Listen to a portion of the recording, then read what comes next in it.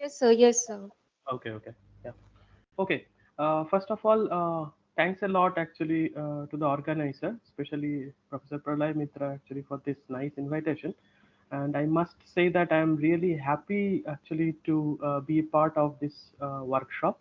The reason behind that actually, we all in the present world talk about the importance of interdisciplinary science, and this is possibly be the most interdisciplinary workshop that I am giving a presentation of. And the reason for that, I just surfed through the speaker list, and I saw that the speakers has come from biology, chemistry, physics, computer science, all these departments. Okay, and all of us are actually meeting together on the common ground of high performance computing and the importance of the high performance computing in the respective fields, and especially on the bioinformatics. Okay, so this is an excellent uh, initiative, and I really appreciate Professor Pralay Mitra's effort in organizing such a nice interdisciplinary workshop.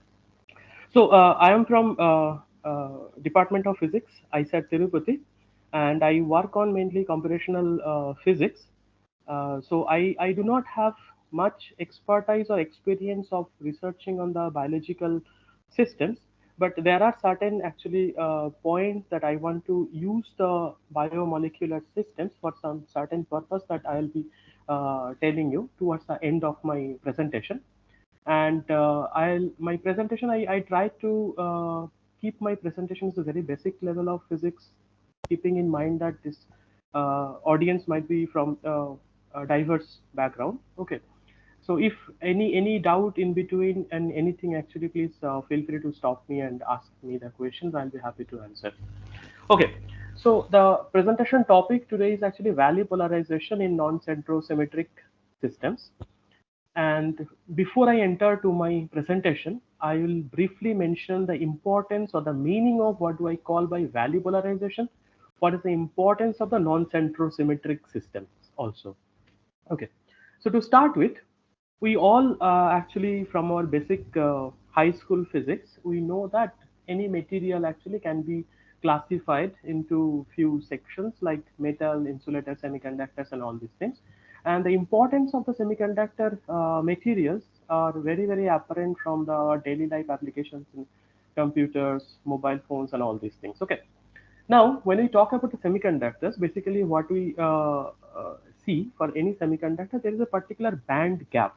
Okay, so the band gap is actually the difference of the energy between the valence band maxima, that stands for this VBM, and conduction band minima, CBM, that I have actually mentioned, and this delta is actually signifying the band gap.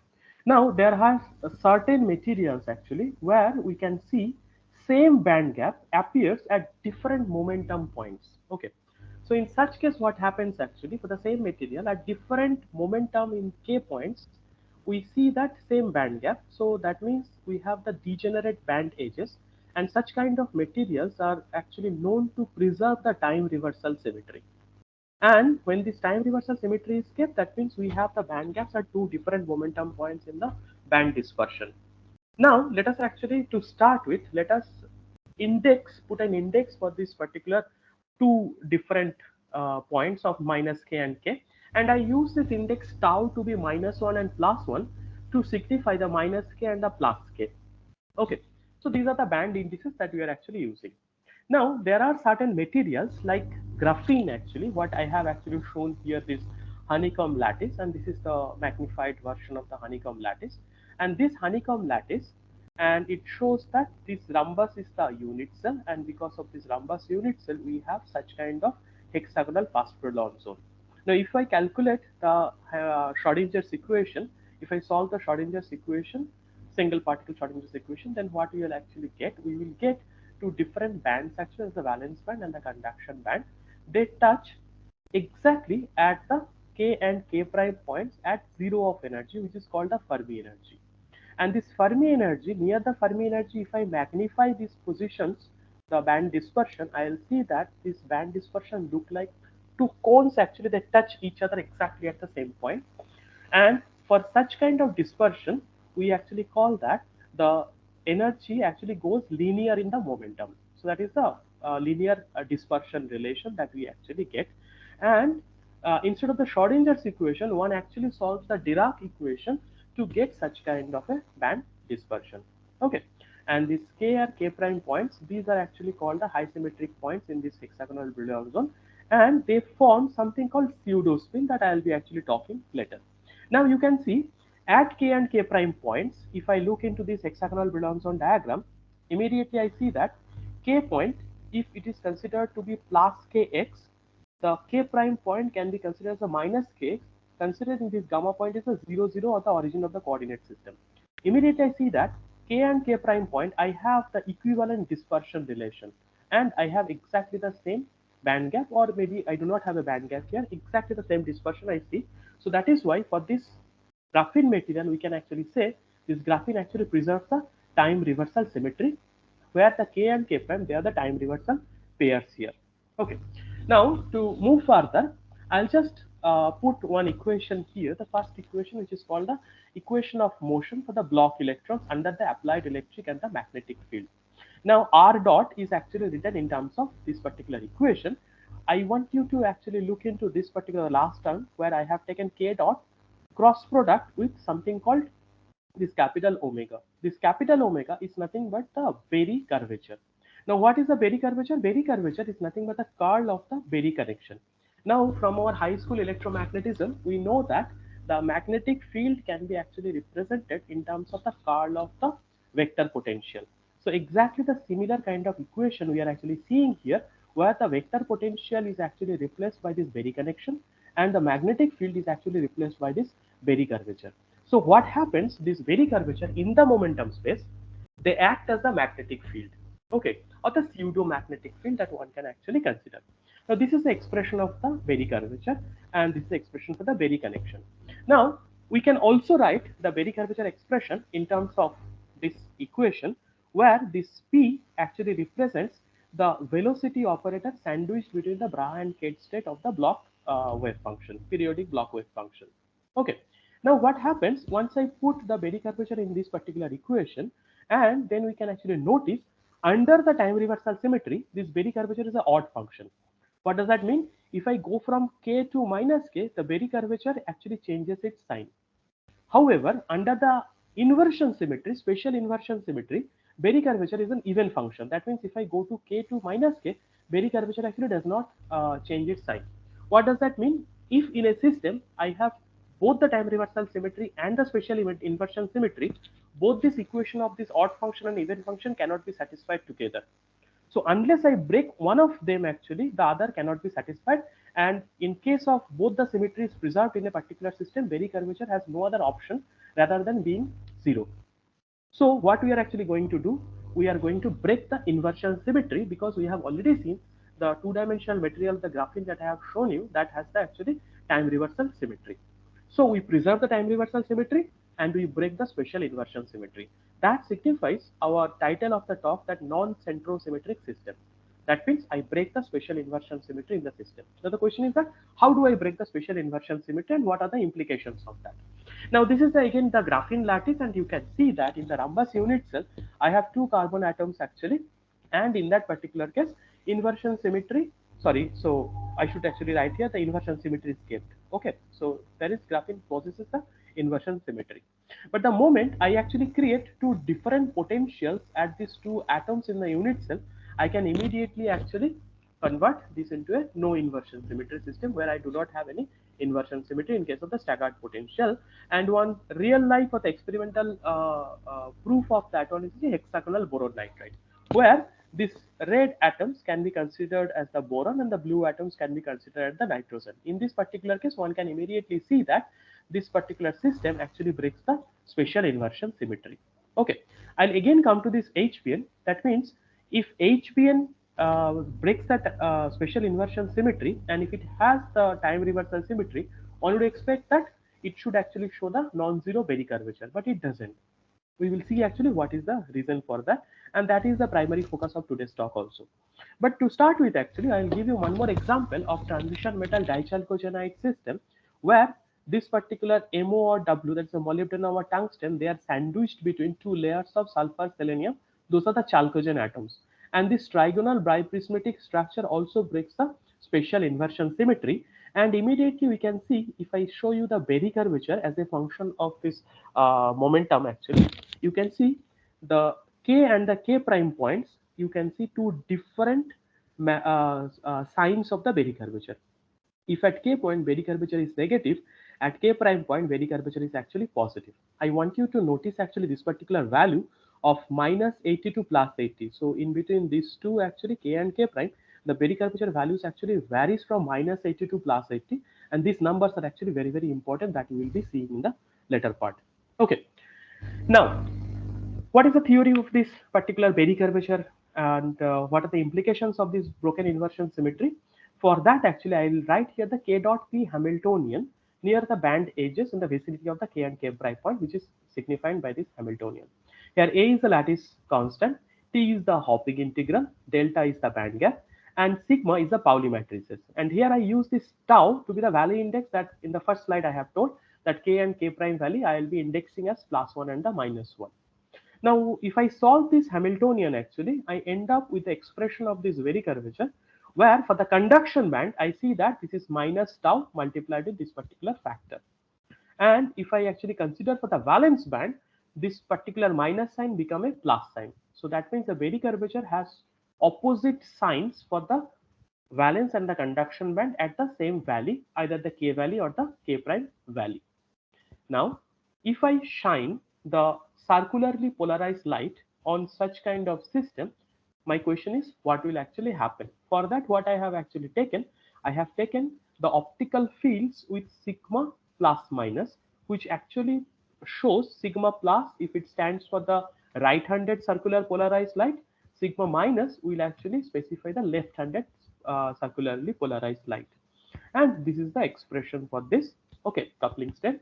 Now with that, actually, if I solve the optical selection rule for the optical excitation in this particular system, what do I see here? That mod square of this coupling strength can be expressed in terms of this equation. Now I want you to actually focus on this equation, where now you can see actually I have 1 plus minus this tau multiplied with this particular term.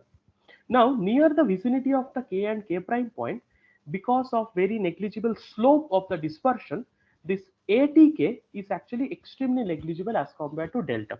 If ATK is very negligible as compared to delta, in the denominator, I can ignore this particular term as compared to this delta square term. If I do that, in the denominator, I have the square root of delta square, so that gives me delta in the denominator. I have numerator also delta, so delta delta cancels out. Within the bracket, I have 1 plus minus tau. Okay. Now what will happen actually? This plus minus actually stands for right circular polarized light and left circular polarized light. Now let us actually consider only the plus sign, which is the right circular polarized light. What do I see actually? In case of right circular polarized light, I have 1 plus tau here. And when I have 1 plus tau, I told you for the conduction band I have minus sign, for the valence band I have positive sign. So what will happen actually in this particular case? In k value, when tau is actually plus, then 1 plus tau will be non-zero.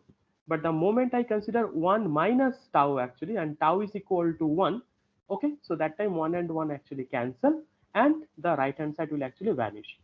So what does that mean? In case of sigma plus light, actually, the optical excitation is happening only at the k value. Now, if I change the value from k to k prime, what will happen? With the sigma minus only, the right hand side will be non-zero. So that actually gives me perfectly Valley contrasting selection rule for the optical transition. Now, whatever I have discussed here, schematically, I will actually put it here. Now, the Berry curvature at k value and the k prime value, these are the time reversal pair values. At k value, if I have sigma equal to +1 and conduction band sigma equal to -1. So once I shine the sigma plus, that is the right-handed circular polarized light, that particular light excites the electron only at the k value, but that does not actually excite the electrons at the k prime value. And then when I shine only the left-hand circular polarized light, that is the sigma minus, the optical excitation happens only at the k prime value, but that does not happen at the k value. What does that mean? That means that by controlling the polarization direction of the light, I can selectively excite either the k value or the k prime value. Now, why it is actually important? The moment I actually have the freedom of choosing either the k value or the k prime value, immediately I can actually consider that by controlling the polarization of light, actually, I can store the information in terms of the tau equal to +1 and tau equal to -1, because excitations are selectively happening either of these two values.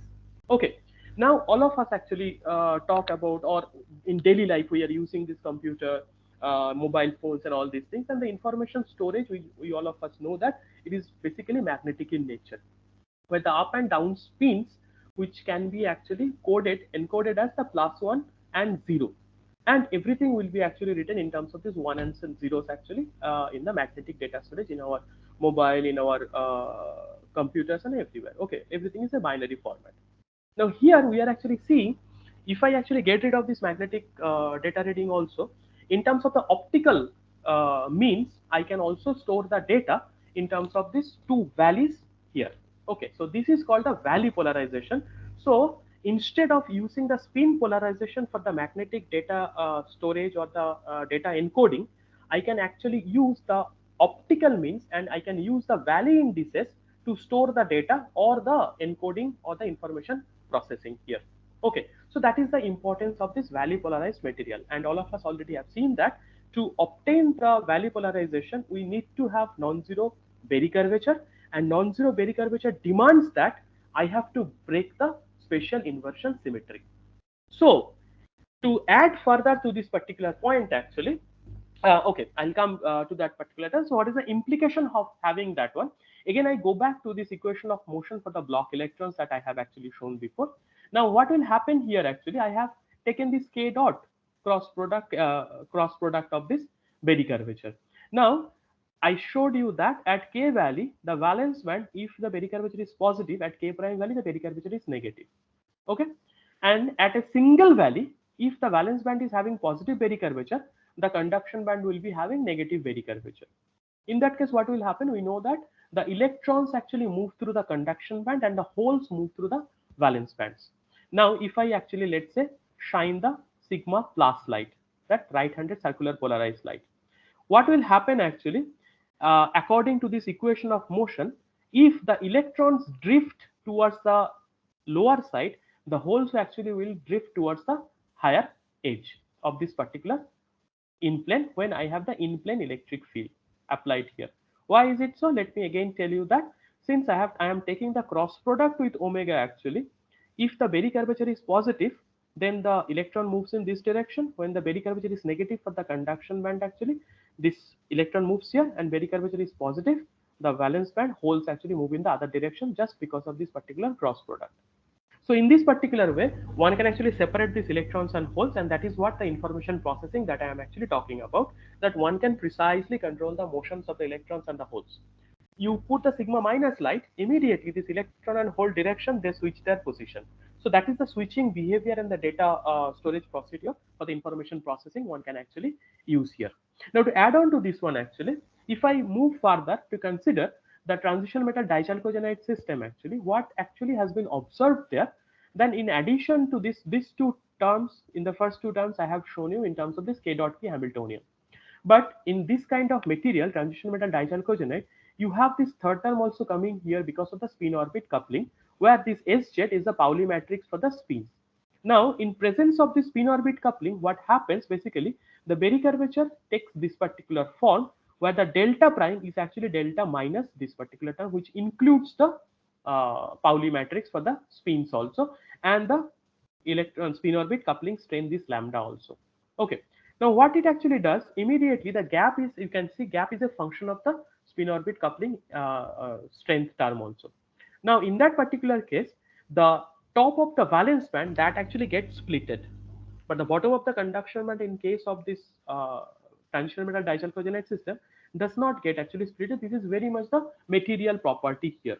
Now when these two actually get splitted, what we can actually see, at k value, the down band is actually of downspin, and the top valence band is of nature of the upspin. But it is exactly opposite in the minus k or the k prime value. What are the implications of that? immediately I know that if I shine the sigma plus light, I am not only exciting the electrons and k value, I am specifically exciting only the up spin, because this is now the nature of the top band which is coming from the up spin. And when I am actually exciting the electrons at the minus k value or the k prime value in terms of the sigma minus or the left hand circular polarized light, I am exciting not just the electrons, I am exciting only the down spins. So in addition to whatever previously we had discussed, now we can say that in presence of the right hand circular polarized light, only the up spin is getting excited, and in case of the left hand circular polarized light, only the down spins are getting excited. So this is called a spin valley locking. What do I mean by spin valley locking? At k valley, only the up spins will be excited under the sigma plus irradiation. At k prime valley, only the down spins will be excited for the sigma minus light. That means the left hand circular polarized light. Okay. Now the question we are actually posing here, by some means, if I can break the degeneracy of this upper band or the conduction band minima also, then I can actually regulate two different kinds of spins at two different values. So in that case, actually, I'll be having combinations of up and down spin excitations either at k value or the k prime value. Now, I told you that how to do the information processing in terms of the Valley-polarization, that you can use the tau index of plus and minus 1, which can be used as zeros and ones for the data storage. For the spins also, up and down can be considered as the 1 and 0 for this magnetic data storage. These are the two different things. So the moment I break the spin valley locking, I bring the flexibility of choosing the spin index also and flexibility of choosing the valley index also. So instead of considering 0 and 1, now I have 4 degrees of freedom. 2 degrees of freedom coming from spin and 2 degrees of freedom. These are all independent degrees of freedom. So 2 independent degrees of freedom from spin and 2 independent degrees of freedom from the values. So I have 4 independent degrees of freedom. Now we can immediately imagine actually what kind of efficiency we can actually incur for a particular data storage, information processing, when I have 4 different options of choosing this degeneracies.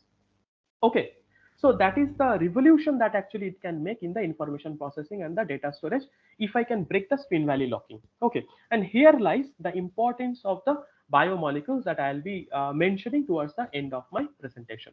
Okay, now when I consider the graphene, actually, I told you that this is the unit cell of graphene, and I term it as a bipartite lattice in the sense that if A sublattice point prefers the upspin, the B sublattice points, there are two sublattice points in the unit cell that prefers the downspin. And you can see when I have a pure graphene sheet, actually, all the up and down, they cancel each other. I do not have a magnetism there. Okay. And under the non-interacting case, I see that completely flat uh, valence band maxima and the conduction band minima, which actually gives rise to this particular diverging density of states. When I include the electronic interaction term, there is a splitting of this particular band gap, there is an opening of band gap, and this diverging density of states is gone. And for that, actually, one needs to include the spin interaction term. Okay, what I have actually considered is a Hubbard interaction term. I'm not going into the detail of that in this particular talk. Okay, now what has been observed, actually, instead of considering this two-dimensional graphene, if I consider the ribbon kind of graphene, let us consider along the horizontal direction, this is infinitely periodic. What has been observed, if one edge is all having upspin, the other edge is all having downspin. The important point here is actually that I do not have still magnetization in the system, because up and down as a whole they cancel each other, but I do have the spin localization along the edges coming. Okay, now how can I actually manipulate, or how can I make use of this particular spin polarization of this kind of zigzag edges? This is a zigzag kind of edge. Okay, how can I use that particular thing? Now, instead of graphene, I would actually give some example of super graphene. Super graphene means what? If you compare with the graphene unit cell, actually, in the graphene rhombus unit cell, I have two different carbon atoms, A and the B, because of the symmetry point of view. Now, in the super graphene, let us consider this black dot or the carbon is replaced by this triangular unit, and this white dot is actually replaced by this another triangular unit here. So I can actually visualize this particular system as a graphene where the carbon atoms are replaced by this triangulin unit. This is called a triangulin unit. and they are actually the vortex of these two units are actually coming from the opposite direction. What is the importance of that? Before going into that, actually, I want to show you whether this is a realistic structure or this is experimentally feasible at all or not. Because unless something is experimentally feasible, we cannot actually make a device and verify actually whatever the theoretical proposals are. Okay. Now what I have taken here, I have taken a single triangle in unit here, and as I told, the zigzag edges is tend to localize the spins here.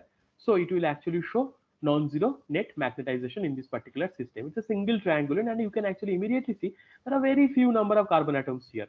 And the interesting thing is that this actually has been observed experimentally also, exactly the same thing what was theoretically proposed. Not only that, we can see here this higher localization of the electrons along the edges, which is actually observed in this particular experimental picture also, where you can see the higher localization, these bright points localization. Now the question is that can I attach two of these just like what I have attached here coming from the opposite direction?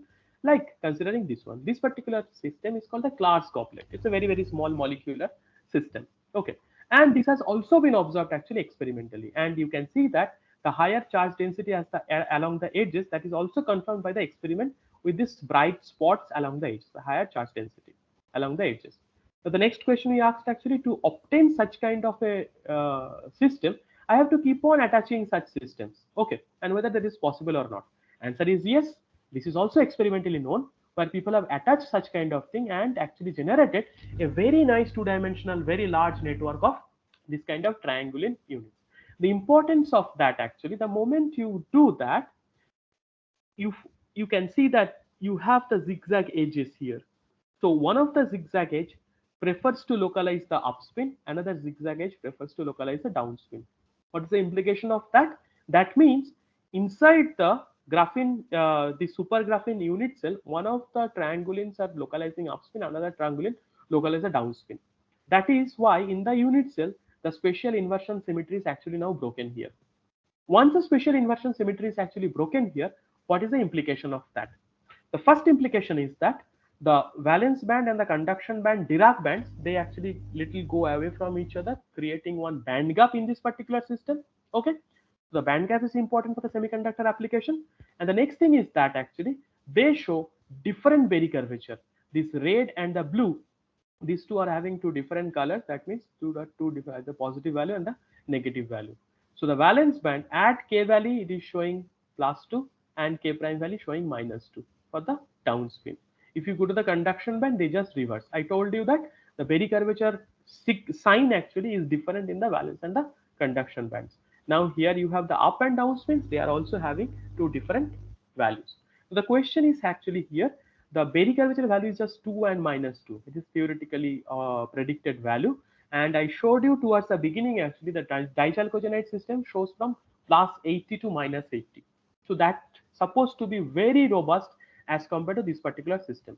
So although this system, the supergraphene system shows the Berry curvature theoretically, the value or the magnitude of the Berry curvature is actually extremely small as compared to dichalcogenide system. So our intention is to increase this one, this value of the Berry curvature, and to induce the Valley-polarization in the system.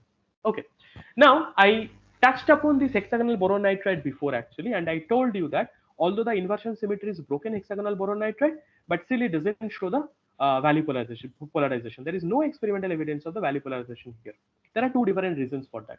The first reason is very simple, that if I see the electronic dispersion of this hexagonal boron nitride, I see that at k point I have very nice dispersion. I have the top of the valence band, I can find out. But if I see the conduction band is almost flat over this region of the momentum. That means I do not have a very well defined conduction band minima in case of the hexagonal boron nitride. So it is very difficult for me actually to define a valley itself, whether this is a k valley. So, but it is not a very well defined minima in this particular dispersion. Okay, that's the first reason. The second reason actually is coming from this particular diagram. This is a very simple Feynman diagram that I actually have put here. I told you that in presence of the sigma plus, optical excitations are happening only at the k value. In presence of the sigma minus, optical excitations are happening only at the k prime value. This picture is actually whatever I have told you. That is a very simplified picture. But in reality, what happens actually, because of many reasons, like impurity, phonon participations, and all these things, there are intervalley scattering also. That means I excite one electron in the k valley, and that excitation or the excited electron can get scattered to the k prime valley, or the vice versa. Excited electron in the k prime valley can get scattered to the k valley because of many reasons. Okay, and once that happens, actually, there are electron exchange between k and k prime. So you actually break the optical selection rule for the valley polarization, and one cannot have the valley polarization when you have these very strong intervalley scattering processes. Okay, for the low dimensional systems, actually, because of the higher quantum confinement, the electron hole exchange or this excitonic exchange is very large. Okay, that is actually schematically shown in this particular picture. When it is very large, actually, what will happen? One needs to consider the many body interaction. The single orbital picture is no more valid in this particular case. So one needs to consider the many body interaction. This Feynman diagram is also for the two body Feynman diagram that we have actually shown here. Okay. Now, what are the theories that can actually tackle such kind of many body interaction, which is very prevalent in this particular systems? So that is a GW. That is a GW stands for the Green's function, and W is the screen Coulomb potential. Okay. So GW approximation gives us the approximation. So whoever knows the Dyson series, actually, so you can take the Dyson series for the infinite order perturbation. But in practical, for numerical analysis, we cannot take the infinite order perturbation. We have to actually stop up to the first order or maximum up to the second order. So here actually it is taken up to the lowest order. Actually, the first order it is taken as the GW. And this GW BSE GW combined with the Bethe-Salpeter equation. So what do I mean by these things, actually? So here this particular state is written in terms of the Dirac notation. It is actually written. So this S state can be actually represented, this A dagger and the B dagger. For this, V is for the valence band, C is for the conduction band, and that is actually operating on the vacuum state. So S is actually signifying one excitant state. Okay, you have the creation of the electron and the creation of the hole in the both valence and the conduction band. So that is what actually signified here. And the Bethe-Salpeter equation, when we actually consider, it actually takes this particular form. Okay, this is a modification of the Schrodinger's equation for this Bethe-Salpeter equation, where the second term in the left hand side is actually the 2 electron term. Now this 2 electron term is extremely difficult to solve computationally. Means analytically it is almost impossible unless you have very large amount of symmetries, or if you take into account certain approximations, it is almost impossible to solve analytically. Okay. Computationally it is extremely hard to solve this second part, because the order of the calculation goes as 4 power of n, when n is the number of lattice points. Okay. Now you can consider for the single orbital picture. I am saying if you consider the multi-orbital picture, it even goes much higher. That time n has to be considered as the number of orbitals in the system. So 4 power of n is a very diverging number, and that is where one needs very heavy computation actually to solve this particular equation. Okay. So you can immediately see that if n goes to 10, actually I have a problem which even computationally I cannot actually tackle. If n goes to 4 power of 10 problem, actually that order problem I cannot actually solve computationally also. So this is the major hurdle actually for this kind of calculations.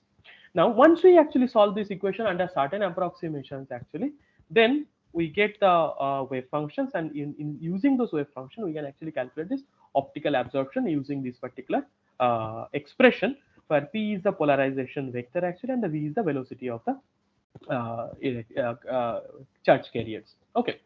Now once I actually calculate this particular, I solve this equation, and this particular A term I call this as the envelope function, this particular thing, okay, which actually shows the strength of the intervalley scattering according to this particular equation, the strength of the intervalley scattering.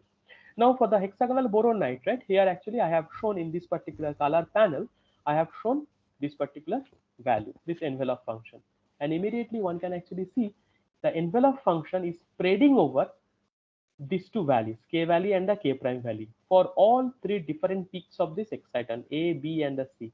For all these three different peaks, the excitants, they are actually getting spreaded between the k and k prime also. That means there is a mixing of the electrons between the k and k prime. That means the intervalley scattering is extremely large in case of H-sphere. The moment the intervalley scattering is extremely large, the optical selection rule breaks down. So you can no more say that if I apply the sigma plus only at the k value, it will actually happen, the excitation happen. Because even at the k value excitation happening, that excited electron can get scattered to the k prime. So that breaks the optical selection rule. So that is why experimentally there is no evidence of the uh, uh, Valley polarization in case of the HPN system. Okay, what does that mean? It doesn't matter that you break the special inversion symmetry. You have the non-zero Berry curvature. Even if you have the non-zero Berry curvature, one cannot have the Valley polarization unless you have very negligible intervally scattering. Okay, so breaking the special inversion symmetry actually is the necessary condition, but not the sufficient condition. Okay, so to get the Valley polarization, one needs to minimize the intervally scattering also. Okay, now we have actually given the example of this uh, super graphene system. I have these particular hexagonal patches, those are the vacant patches, and I name it as a graphene kagome system. Why the graphene kagome? This particular name that we have actually chosen, that the Japanese basket. This is the Japanese one way of waving the basket actually. So this basket is called the kagome in Japanese language. Okay, so that is what we borrowed this particular name here, and we named this graphene also as a kagome graphene because it actually looks like the same kind of structure.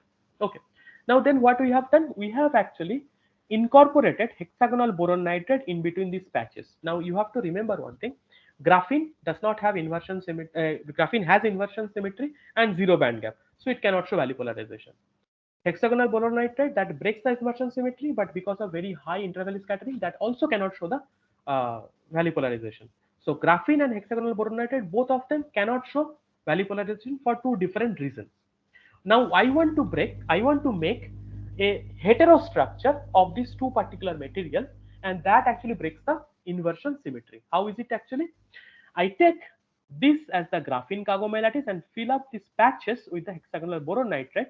I can do that because experimentally it is known that they have very little lattice mismatch actually, and very nice integration of these two materials are possible experimentally. I can also actually take the complementary structure where I can take hexagonal boron nitride kagome lattice and fill up these hexagonal patches by the graphene domains. And I have actually shown both these systems, and they actually break the special inversion symmetry. So I would expect that since the special inversion symmetry is actually broken, I would expect non-zero Berry curvature. Okay. Now here, this particular system has very large charge carrier mobility comparable to graphene, and when I see the Berry curvature, it indeed actually show the positive and the negative Berry curvature for the K valley and the K prime valley. I would like you to notice actually it goes from 60 to minus 60 to 60. Very large variation of the Berry curvature one can actually see. Okay, which is comparable to transition metal dichalcogenate of plus 80 to minus 80 that I have actually shown you before. Okay, so most likely that this particular system can show the Berry curvature, but again the second part I have to actually check whether the intervally scattering is actually important or not here. Okay, so it shows this particular band gap for the GW approximation, and the singlet exciton actually comes out to be this one with a binding energy of 1.1 eV. Okay, and if I now plot the envelope function, which actually shows me the intervally scattering, immediately I see that the intervally scattering between the K and K prime is very large. Okay, so even if I have very large Berry curvature, this particular system cannot show Valley polarization because the intervally scattering is very large. And to get this intervally scattering, one needs, as I told, one needs to solve a equation, and computational order of that particular equation goes as 4 power of n. So this particular calculation is extremely difficult. So this plot that you are seeing, it takes a huge amount of time and computational expense to get this whole plot, this two-dimensional envelope function plot by solving the Bethe-Salpeter equation. Okay, but indeed, once we solve this one, we can see that there is a very heavy mixture, and it cannot actually show the Valley polarization in this particular system. Now, if I take the complementary structure, that means I take the Kagome lattice of the hexagonal boron nitride and fill up these patches with the graphene system. Now that shows actually this particular dispersion is very large charge carrier mobility. So from the device point of view, semiconductor device point of view, this material is very good. Once I see the Berry curvature, I see positive and the negative Berry curvature for spanning from minus 36 to plus 36. So it shows the non-zero Berry curvature. And this shows the triplet excitons are very stable in this particular system. Triplet excitons. Once the triplet excitons are very stable, actually, it can actually show very large quantum efficiency of the light harvesting. That means it can actually absorb very large amount of light, and it can process for the light harvesting for the energy applications also. Once I show the triplet exciton, actually this again shows very strong intervally scattering. The triplet excitons, very strong intervally scattering. So the triplet excitons cannot be used actually for the Valley polarization and for the information processing. They are good for the energy harvesting but not good for the information processing. So what we do actually, we go to the singlet exciton. Once I go to the singlet exciton, I indeed see that the Valley polarization is actually possible because the intervally mixing is very, very small. If you see in between the K and K prime, it almost goes to this very dark blue region which is near the zero. So the intervally scattering is very negligible, and one can actually see the efficient Valley polarization. To confirm it further, actually, we indeed apply, we theoretically model the application of the sigma plus and the sigma minus light also. Okay, and here I have put the oscillator strength, which is the actually from experimental point of view, there's the intensity of any optical excitation. Okay, and one can see under the irradiation of the sigma plus, only the K values are actually excited, whereas under the irradiation of the sigma minus, so the left-handed circular polarized light, only the K prime values are actually excited. So immediately I can say that I do not have a spin in the system, but I can actually use the values for the information processing in terms of applying the right-hand circular polarized light or the left-hand circular polarized light. Okay, so this is the actually importance of this one. Now if we actually extend further, instead of considering this in plane heterostructure, if we take this particular system where I have a hexagon of the hexagonal boron nitride, just a hexagon surrounded by the carbon atoms, this also shows actually very large Valley polarization, sorry, Berry curvature. This is the Berry curvature plot actually, very large Berry curvature and opposite Berry curvature at K and K prime point. Not unexpected, because since this particular system breaks the special inversion symmetry, one would expect that non-zero Berry curvature and opposite Berry curvature for the K and the K prime values. Okay. But this particular system again shows very large intervally scattering, and Valley polarization is not possible. But if we take the complementary structure, that is, if I take the hexagonal or hexagon of carbon and surround it by boron and nitrogen, I would actually see the Valley polarization, because I have very large Berry curvature and opposite Berry curvature for the K and K prime points. And also I see very, very concentrated envelope function at the Brillouin zone corners. So that means the Valley intervally scattering is almost zero for this particular material. Now, if I calculate the oscillator strength or the intensity under the irradiation of the sigma plus, that is the right-handed circular polarized light, and sigma minus, that is the left-handed circular polarized light, I see selective excitations either at K valley or at K prime value. So this also can be used for the information processing. Similar information actually has been observed for a different material. Why we have tried? We wanted to see the universal feature actually, that modeling the system by breaking the inversion symmetry, one can actually design these particular systems or not. Okay, this Valley polarization systems or not. So this particular system, it is larger unit cell. This also shows that I can actually break the special inversion symmetry to actually induce the Valley polarization with the optical excitation either at the K and the K prime value. So these materials are very, very good actually for the information processing in terms of the optical means. Okay, not by the in terms of the magnetic data ratings. Okay. Now the obvious question actually comes that, okay, you have shown that all this heterostructure of this carbon and the hexagonal boron nitride systems, but is it possible actually to get the experimentally? The answer is actually yes.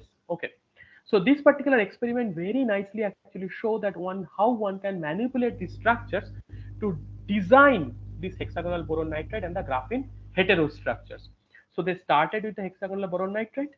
By lithographic patterning, they each of this boron nitride region, and by sequential chemical vapor deposition growth, they have actually generated this graphene domain. Now one can actually see very, very precisely, one can make these particular designs of the graphene and hexagonal boron nitride to break the special inversion symmetry.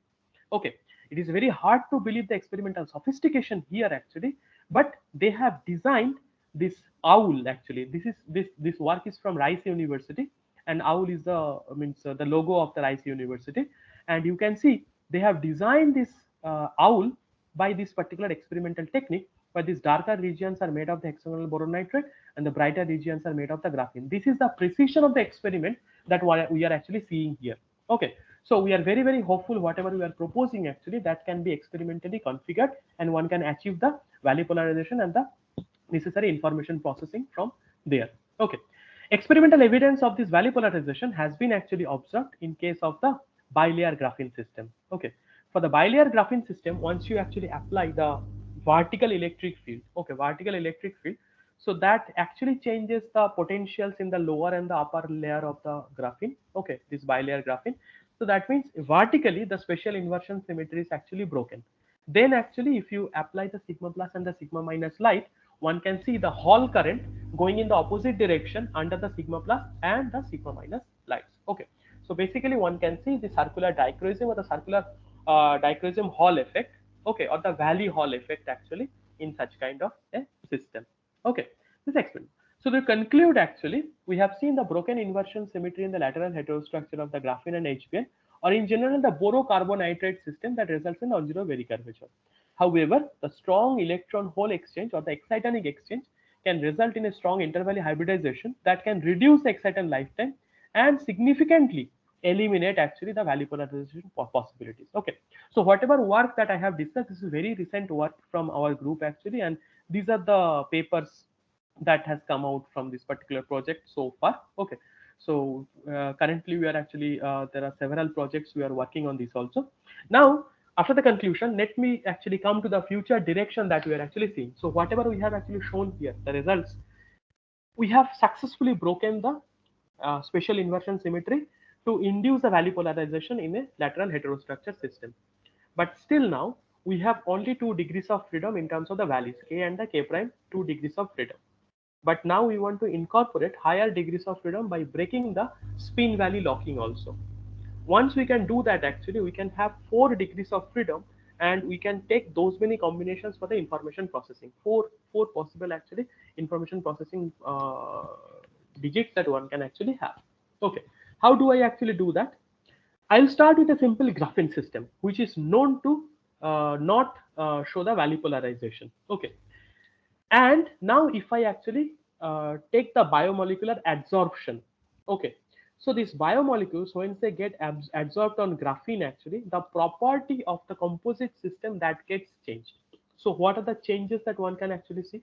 After the adsorption, it definitely breaks the special inversion symmetry, no doubt about that. Okay, additionally, what happens actually when you have significant amount of adsorption, that induces gap in the graphene also. We have already shown that the graphene is a no gap structure. Okay, the valence and the conduction when they touch on each other. But when you have significant amount of adsorption, they can actually induce the gap. How they can do that? It has been actually demonstrated in case of the carbon nanotube wrapped by the DNA.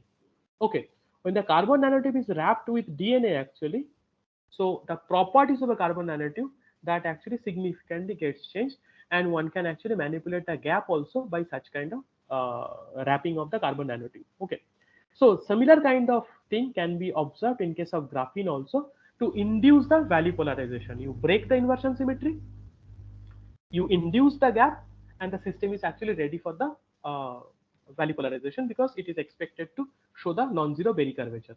But the point is that these systems are very, very large systems. Graphene accommodating the biomolecule. Okay, so very large system. So it is very difficult actually to computationally tackle such kind of problem, and where this high performance computing comes in the picture to solve such kind of things. But this will be very, very important to solve such kind of thing by because by absorbing the biomolecules, actually one can process the information much more significantly. On top of that, by putting the biomolecules, if one can break the spin symmetry also, the spin Valley locking also can be broken. So instead of 2 bit excitons, I can have 4 bit of excitons. Okay, so the whole procedure can be used for the 4 bit excitons. Okay, so that is the motivation that we are actually going forward with for this particular project. Okay, so Valley polarization circular dichroism in adsorbed graphene system, biomolecular adsorbed graphene system also one can actually see. So schematically, I have just put this picture here where the graphene and the DNA is adsorbed on graphene actually, and if you shine the light on top of that, it can show the Valley polarization and possibly the information processing in terms of the biomolecule and the graphene interaction. Okay, so Uh, to end, actually, I'll just show the total broad research projects that we are doing at ISA Tirupati in our group. So basically, we work on theoretical condensed matter physics, and we basically tackle these low-dimensional systems, and we see how the low-dimensional system they actually they react to the external perturbation, different kind of perturbations like light, electric field, magnetic field, and all this, strain, all these things. And in terms of those perturbations, how possibly they can be applied for the futuristic devices. Okay, so we work on the transport in atomically thin channel, molecular electronics, two-dimensional magnetism, sustainable and green energy, superconductivity, Dirac and Weil semimetal topological insulators, and the quantum phase transitions. And what we use, actually, we use analytical theory, tight binding modeling, mean field theory, density functional theory, and the many body theory. And the code development mostly actually we do in our group itself. We definitely use some of the existing softwares, but most of the work for this many body calculations we actually use our own developed codes. So to acknowledge, so I want to acknowledge our present group members and the past group members. Whatever works actually I have showed here today, that was done by mainly two students, Dr. Shoren Odhikari, who recently completed his PhD from our group, and Miss Neha, who is currently doing first year PhD actually. So whatever work I have shown here, these are the basically these two students, they have actually done this. And I want to acknowledge the funding agency DST and ISA Tirupati for intramural funding. And thank you for your kind attention. I'll be happy to take questions.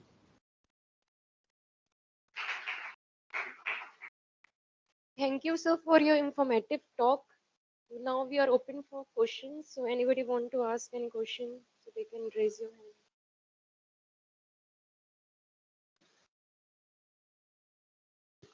hand. Uh, Thank you, sir, Professor Datta, for your talk. I want to ask a question that what is the relationship between charge carrier mobility and Berry curvature? Okay. So for that, let me go back.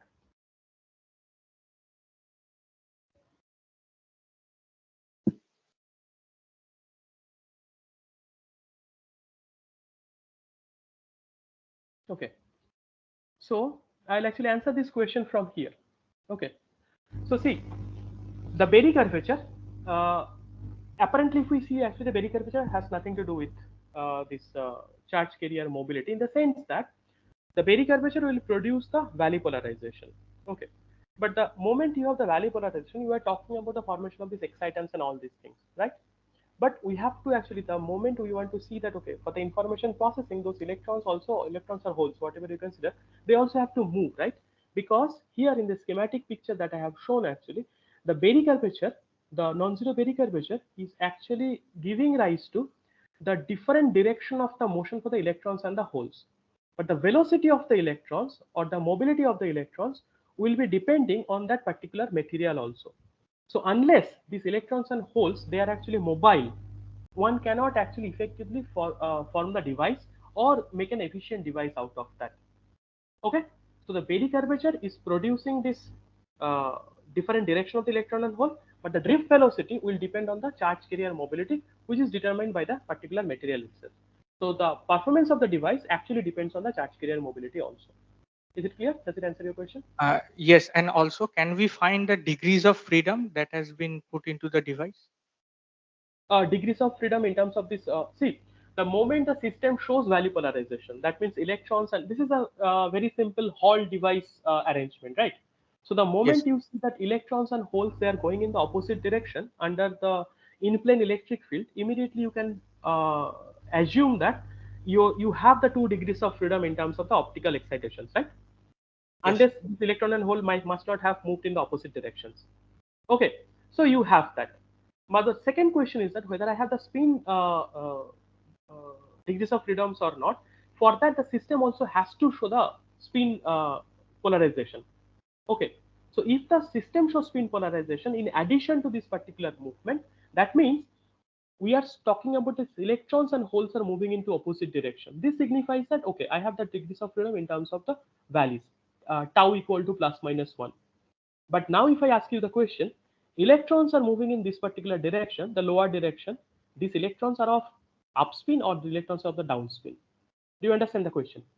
Yes. So if I cannot differentiate between the upspin and downspin for the down moving electrons, actually, I say that okay, I do not have the spin degrees of freedom, I only have the optical degrees of freedom.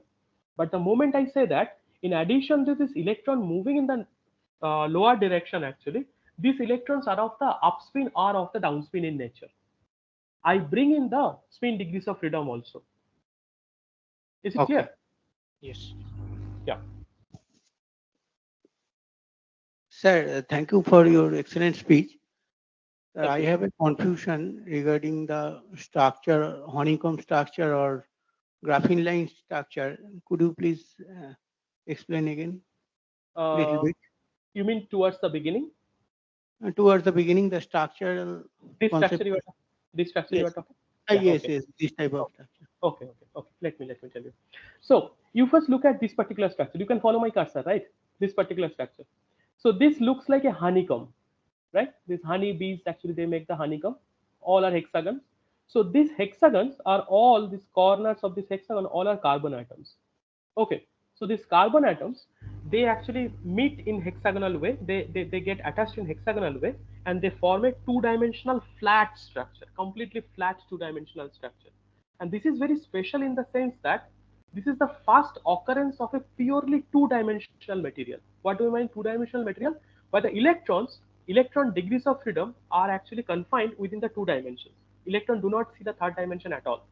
So they do not actually go in the z direction. They always move in the xy plane itself when the graphene is in the xy plane. So this is the structure.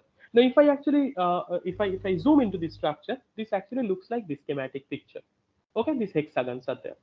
Now these hexagons, I can actually draw this rhombus as a unit cell, and this unit cell I have given this A and B two different sublattice points. I have not actually elaborated on why I have put this black and why I have put this white here, because both are carbon atoms. Okay, but let us actually think about in this way, that if I connect these white dots, if I connect, they actually look like in this particular area, they upward pointed triangle. But if I actually connect these three black dots, this actually shows me a downward pointed triangle.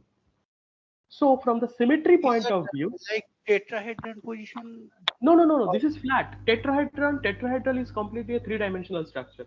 This is a flat two-dimensional structure. Right. This is not tetrahedral. Okay, these are all 120-degree angles in the same plane. Okay, okay. Okay, these are all in the same plane. This is not tetrahedral. Now SP2, this SP2 flat hybrid.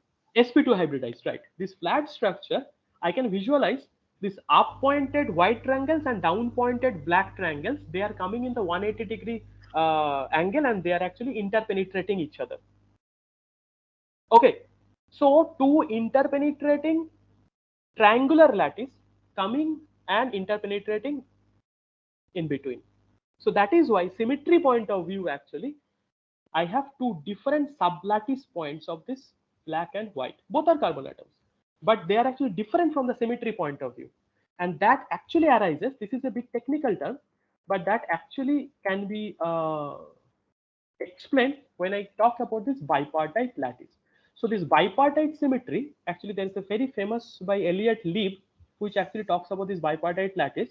So how do I differentiate between these two sublattice points, this A and B? They actually theoretically they tend to actually align upspin and downspin. If one of the sublattice is aligning upspin, other must be aligning the downspin. So that is the symmetry actually imposing on this particular system, the magnetic structure. And this is experimentally verified also. Does it clear your question? Okay, thank you, sir. Yeah.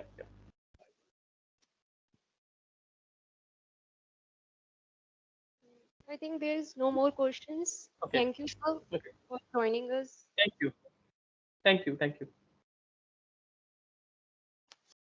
So, shall I log it off? Yes, sir, you can leave the meeting. Okay. Thanks a lot. Thank you. Thank you for this opportunity. We are having 10-minute short break for tea and snacks, so you can have it. And then after we have hands-on on molecular dynamics.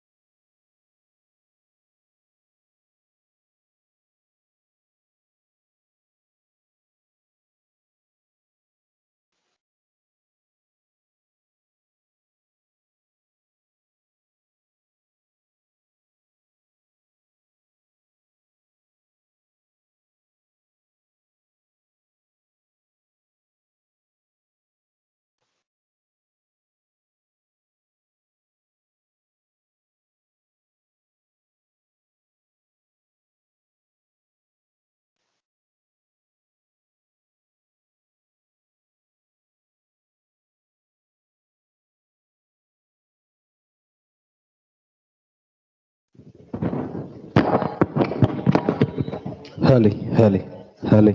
Check, check, Hali.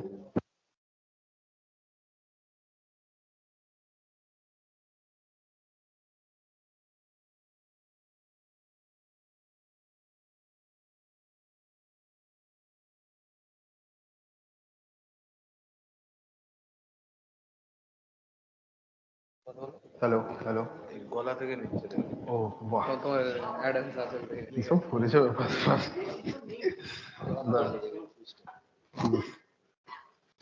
কি বলতে হবে প্রথমে?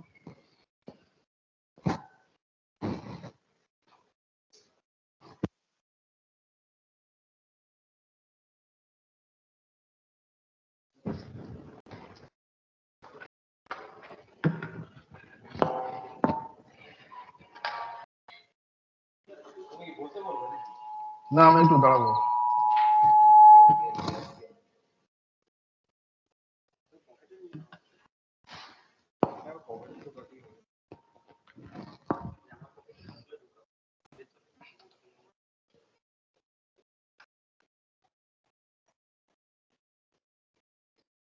ওইটা আবার ইয়ে আসবে একটা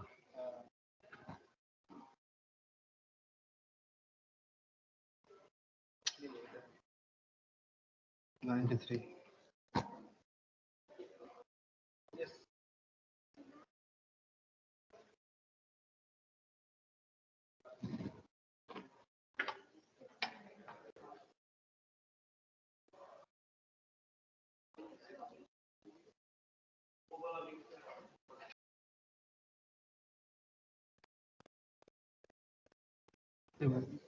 meeting এ share করতে হবে। তো আমার কিছু ভিডিও আছে সেগুলো মানে চলবে না মনে হচ্ছে।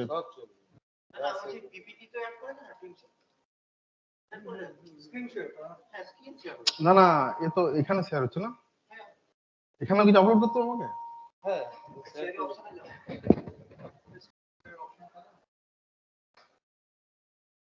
हाँ स्क्रीन शेयर हमारा स्क्रीन शेयर कहाँ पे है? शेयर अच्छा আচ্ছা সেভ ট্র্যাপ টু শেয়ার। কিন্তু আমি যখন টার্মিনালটা সেট করব ঠিক আছে অসুবিধা নেই, এন্টার স্ক্রিনটা করে রাখো, এন্টার স্ক্রিনটা করো। দুটো স্ক্রিন আছে, এটা কোনটা? স্ক্রিন 1 স্ক্রিন 1 কোনটা? এই ওইটা ঠিক আছে করো শেয়ার করো দেখি কি আছে। এটা আমার এসছে না? ঠিক আছে F5 করো। এবার দেখো অন্য জায়গায় খুলে দাও কি স্লাইড শো ভিডিওটা দেখে নাও, ভিডিওটা দেখে আমি দেখে নিচ্ছি আমার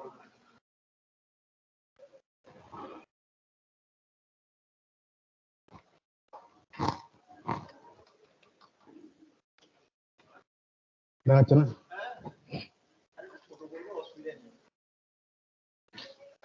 কমান্ডটা দিতে হবে ছোট করে না এটা তো এই দেখা দেখা দেখা ঠিক আছে সেভ করা আছে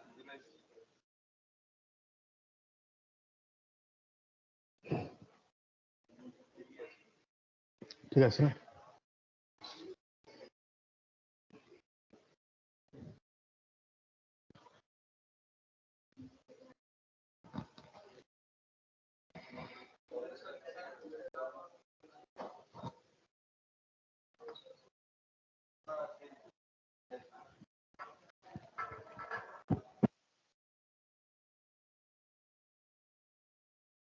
Hali, check.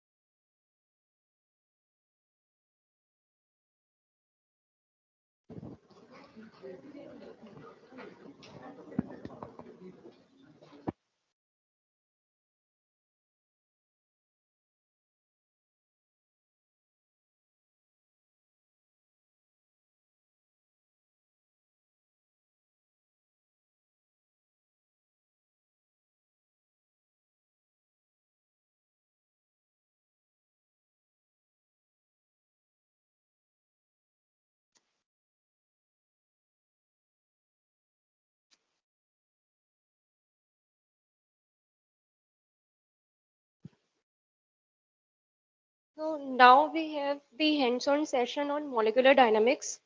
So we have with us Rahul Sahu, a dedicated research scholar of CCDS department. He is under supervision of Dr. Sandeep Reddy sir, and his expertise in the area such as supermolecular chemistry, physical chemistry, coupled with skill in batch scripting, molecular dynamics, and quantum chemical computation. So Rahul is well equipped to guide participants through this interactive session. Under Rahul's guidance, participants can expect to gain practical experience in setting up and running molecular dynamics simulation, analyzing simulation results, and interpreting molecular behavior. The hands-on session provide an enriching opportunity for attendees to deepen their understanding of molecular dynamics and its application in various fields in science and engineering. And we have other scholars to help us, Rahul the Sahu and Arun Chakrati. They are doing PhD under the supervision of Dr. Sanjay Bandyopadhyay, sir. So now I'll hand over the stage to Rahul. Thank you, Shruti. So, do you have any issue regarding the installation of softwares? All are installed. For those who are using Windows,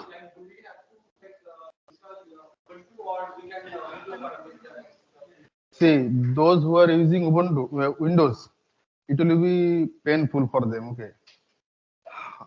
So for visualizations, it will be going to be a problem. Shruti, can you write down the Wi-Fi password and code?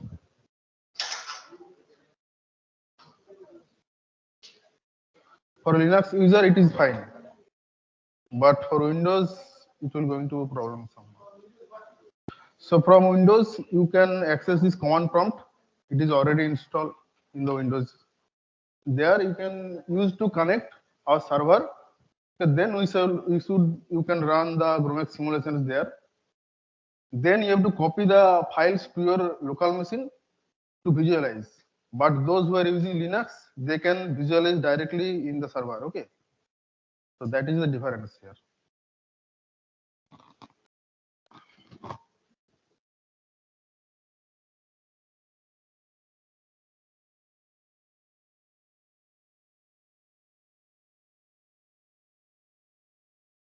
So all are installed VMD, right? Visual Molecular Dynamics.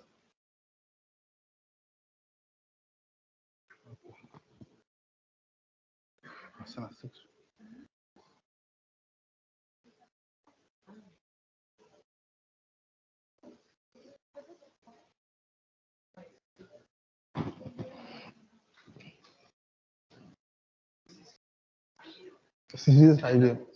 CCDS IBM. Password HPC98.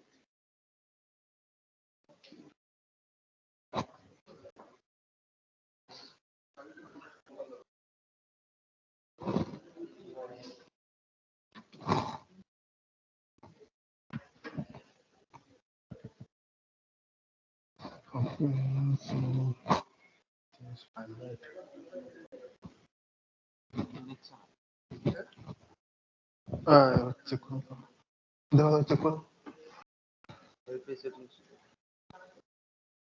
guest secure Guest নাম academic security academic secure. করে দিয়েছি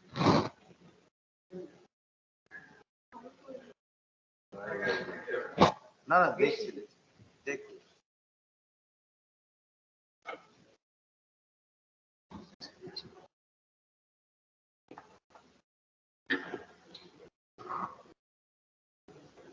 এটা এরকম করে এরকম করে কোডটা ভরে দিতে হবে। ঠিক আছে না?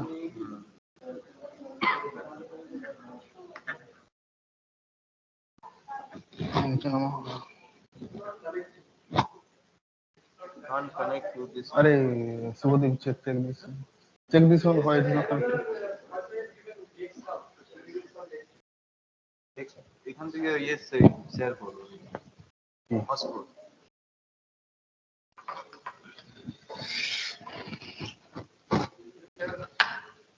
তোমাদের বোধহয় বাইরের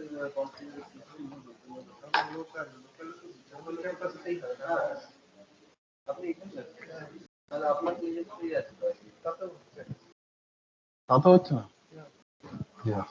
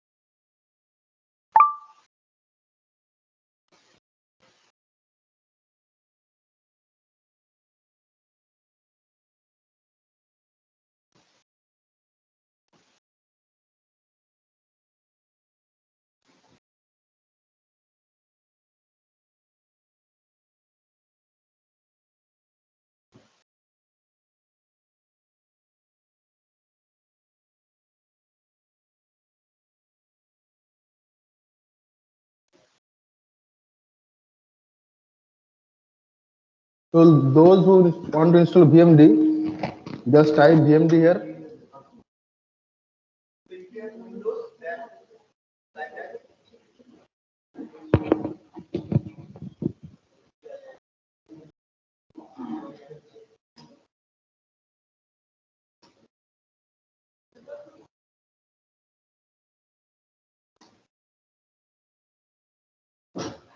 নেটওয়ার্ক এত স্লো, ল্যানই চলছে তো, এই তো। হ্যাঁ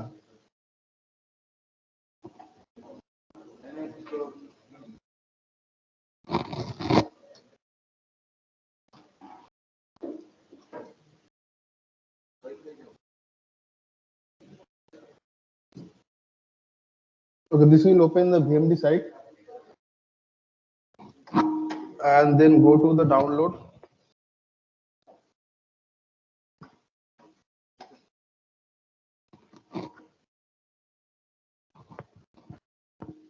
Now scroll down, you will see this Windows OpenGL, this version. Okay.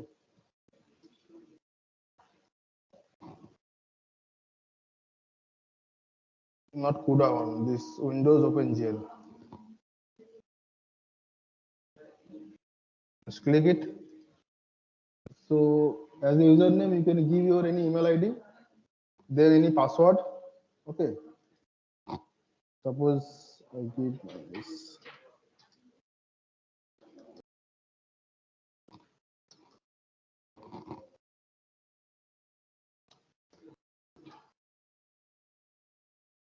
So after giving this, you can continue with the registration.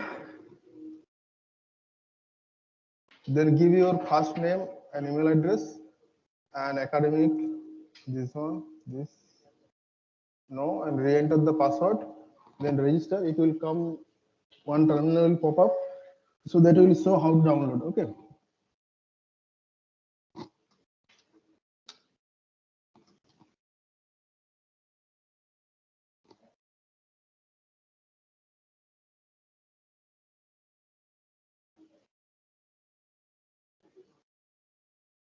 So this is the use.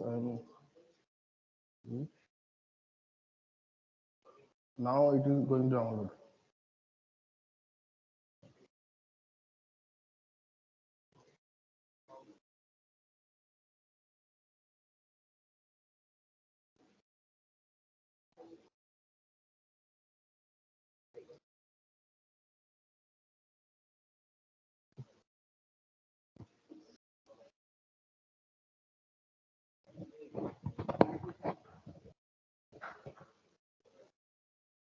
Subodip, Subodip is fine.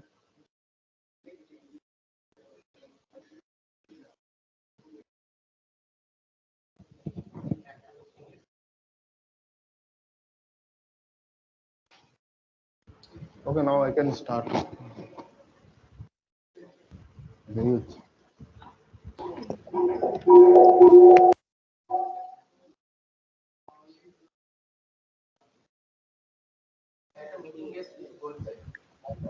Ah, Excuse me, sir. hmm. Tell me.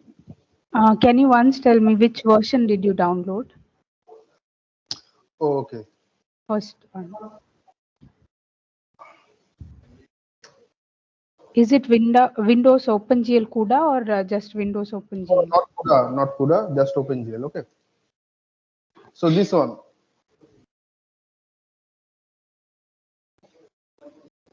you can see it. Yes, yes. Thank you so much. Okay.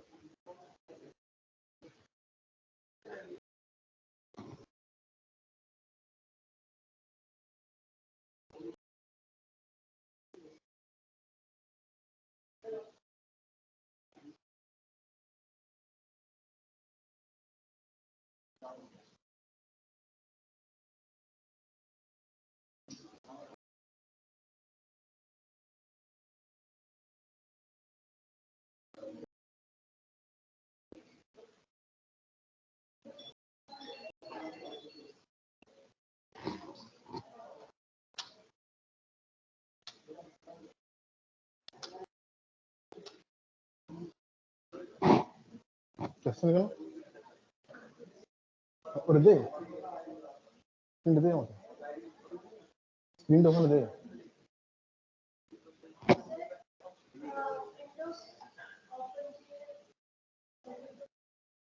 Sorry. Yes, yes, that one.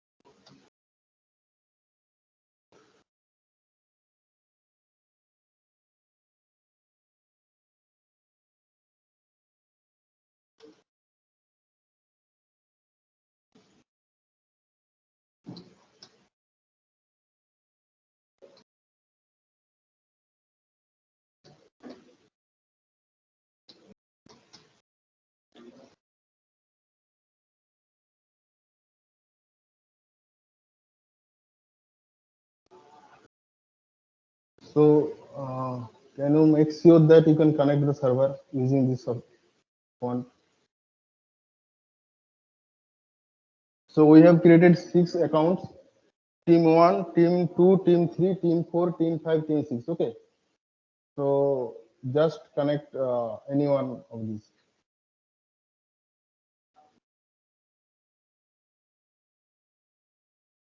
In Linux, you go to the terminal. Those who are using the Linux, go to the terminal and use this command. And those who are using the Windows, go to the command prompt and use this command. And for team 1, the password is team1 at the rate 12. Similarly, for team 2, it is team2 at the rate 12.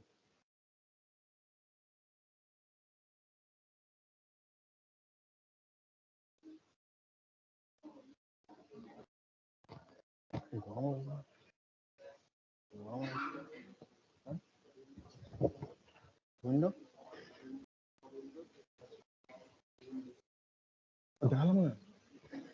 Wait, wait, wait. Yes.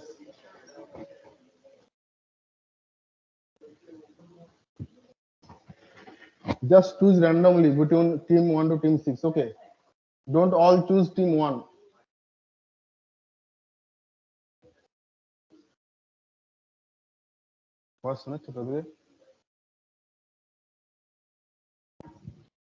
Those who are online participant, please make sure that you can connect to the server.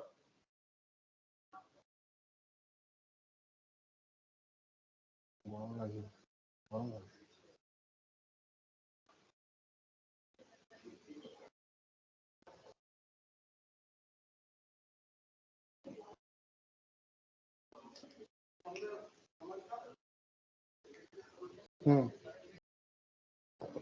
Have you opened command prompt? Terminal? Then give this command. This SSH minus capital X minus small p double 422.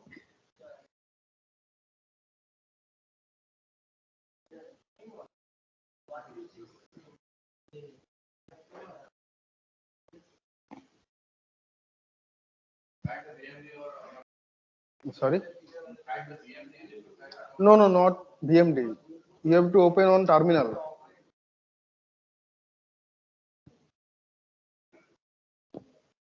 Hey, Dibbo.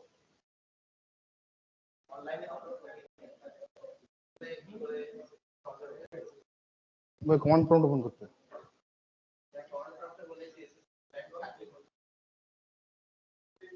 हाँ না এমনি হয়ে যাচ্ছে command প্রম্পটে হুম হুম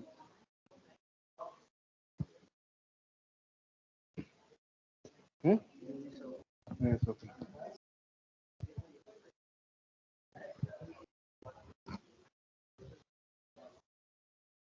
fine हाँ हाँ हाँ okay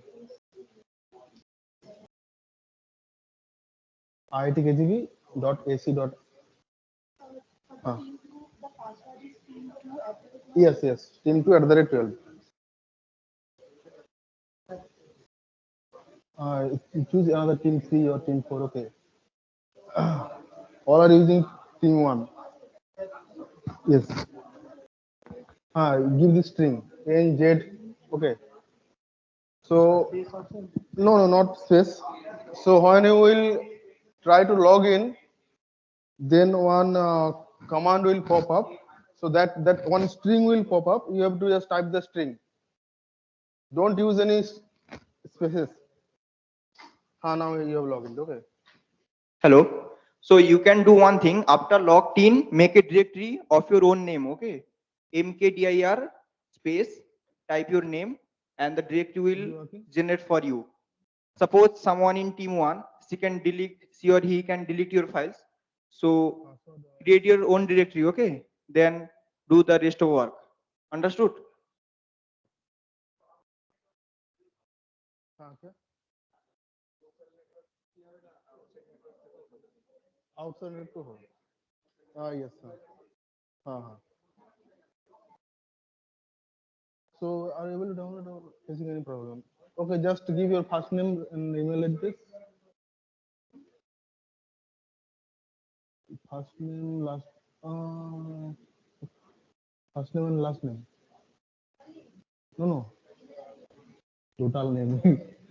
First plus last name. Email address. Yes, yes. Okay. Okay, then when you are logged in, just create an account. Create. Sorry. Okay, sorry. So when you are logged in, just create a folder of your name. Unknown file minus O.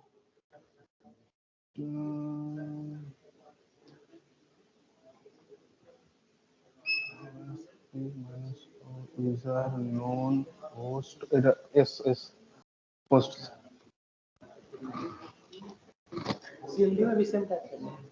Same, same. Then create a folder of your name.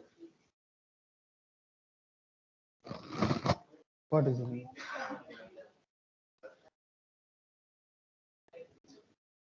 It's fine, right?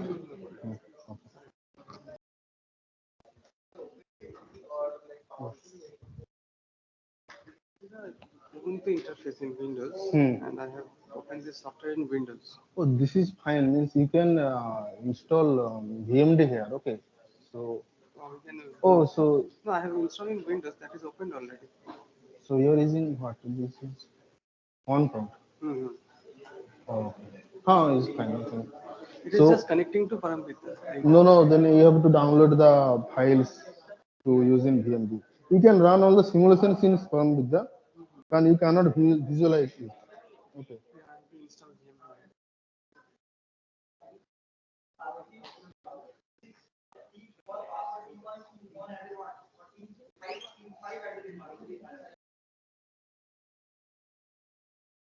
You can visualize it. So those who are already logged in, just type X clock. X clock, yes. X clock, no space. Yes.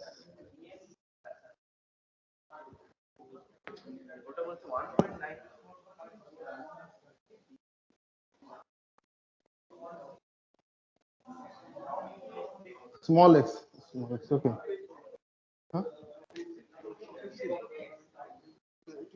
Just Control C. Okay, if a clock is popped up, then that means it is fine. The X server is working. Okay. If it is fine, I think for Windows user you cannot see any this clock. X clock. You will small. You will be not able to see. Because you are using Windows. Those who are using Linux. No, what? Then you should have. Then you should have installed some software. Okay. At time I just forgot. Just you will Google it. Okay. So how to enable X server in WSL?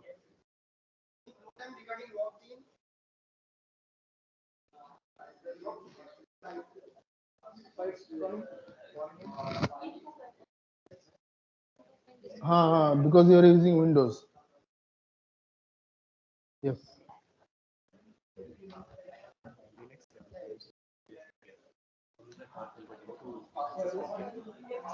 So you are using WSL.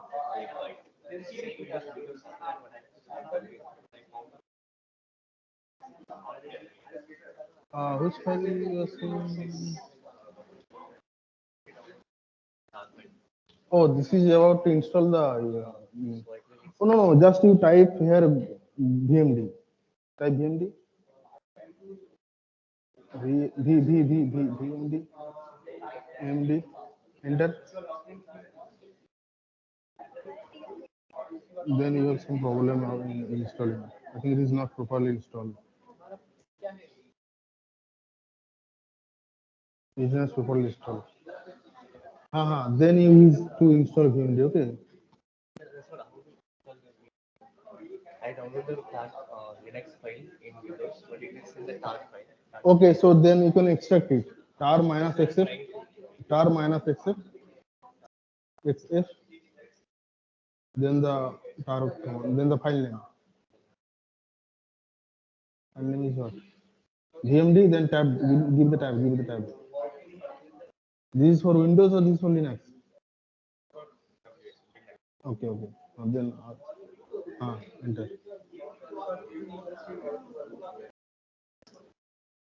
No, I think something is not working. Tar it, okay. Then go to this. They have downloaded it. This is for because you are using Windows. Okay. Then you can use Linux. Okay.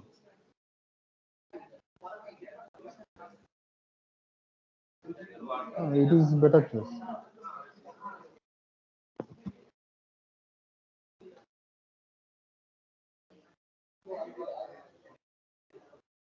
Okay, so you have extract. Then just configure the file. See, now VMD, if you install in Linux, it will get take time. In the configure, you have to give your path. Okay, where the library and the bin file will be installed. Okay, suppose home, your name, dot local something. You will see that there some name is given. You have to replace that path by your local path. Okay, then the configure it. Then go to the src folder. Then make install. Then it will be installed. Okay.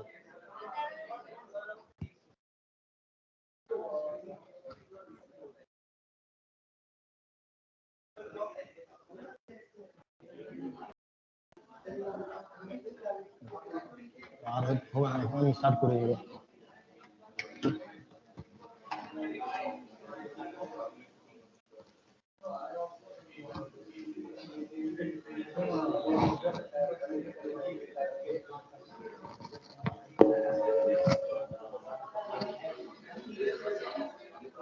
So, hello everyone. So we are just going to go through some basics. Okay. So first we will introduce some classical molecular dynamics, then the hands-on on GROMACS, then please. Please go to the parameter page. I will take a screenshot and post it. That page will be required again and again. Which please? Parameter login page. This one. No, in which many logins were there. Okay, understand. Okay.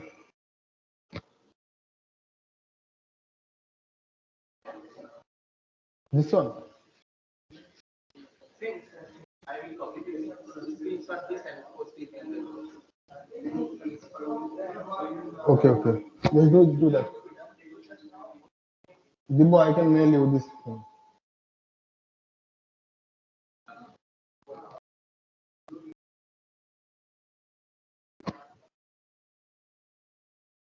It's fine. Yeah. So if you have open, then make sure the name is there. That name is Okay. So just we'll start the talk then. Then we'll go through some system stability check, and then we'll perform some analysis. So classical molecular dynamics is a computational technique that used to stimulate the motion of atoms and molecules over time according to classical Newtonian mechanics. So the first MD simulations that was carried out 60 years ago by Dr. Ansur Rahman on liquid argon. Okay. Hey, Subhadeep, please now we'll talk. Okay.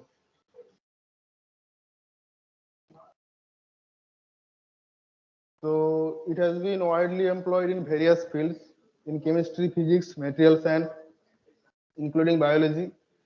So in biology, there are various problems. Suppose this 3D structure prediction and to get the ligand binding pose, that type of problem that is always solved in biology in using molecular dynamics.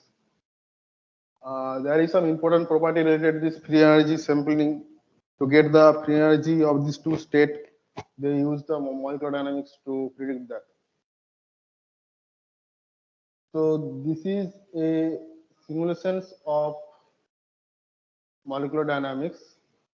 Here you can see that a polymer chain which is in water, that is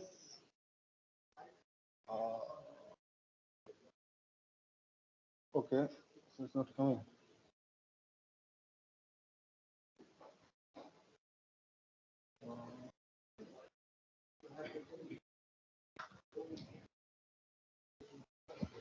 So as the time evolves, the chain is stretched. Okay, that means it's come from the folding to the unfolding state. So we'll go through some basic equations of the molecular dynamics. So if you consider the system as a Hamiltonian, that will be the sum of the kinetic part and the potential part. So your system is composed of the very atoms. Okay. So suppose you have n atoms and each atom has a 3 coordinate x, y, z. Then the total system will be a position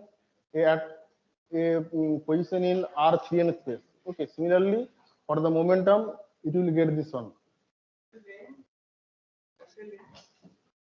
Capital N is number of atoms. Okay. And so okay, then your kinetic energy is a function of this momentum, and the potential energy function of the position. Here is the most important term is this potential energy term. People always use very accurate potential energy to mimic their system. Okay, the accuracy in the potential energy determines the accuracy of your system. Okay, so this is another field of research, how they correct these systems. Nowadays, they use deep learning machines modeling to predict this potential term. Potential means that's define the interactions within the system. Okay. So the idea of this molecular dynamics simulation is that given that you have a positions and velocity at a time t, and you want to generate the position and velocity at the time t plus del t, t plus 2 del t, and so on.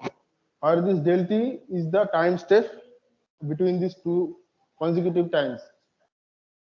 So to predict this position and velocity at the next time step, we use this force, and that force is the negative gradient of the potential energy that is already we know. Okay. So there are some algorithm that is used to use in molecular dynamics. That is the velocity Hartley algorithm. This is one famous algorithm. So this is used to predict the position and the velocity at the next time step. Suppose you know, so from this equation you will know the position at the time step t plus del t. Okay.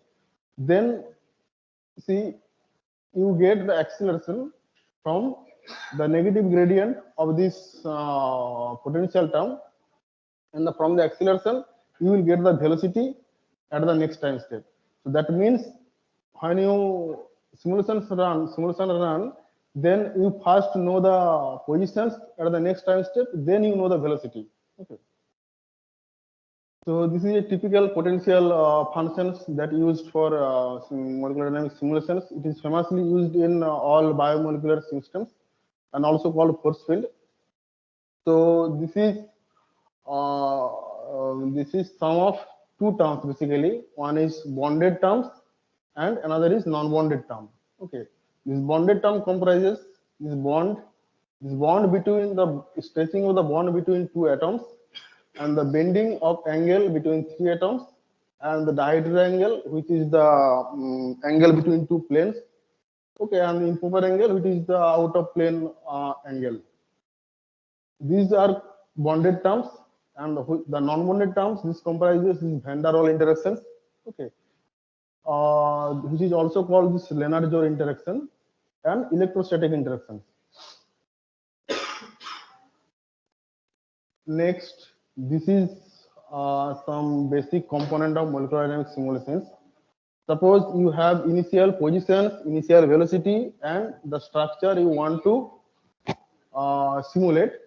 Then you initialize and you give some input of this parameter, that is some PVC that I will talk about, PVC, and some cutoff of the potential and the time step. Then the next part is comprises with integration and equilibration. Okay. And finally, the data production.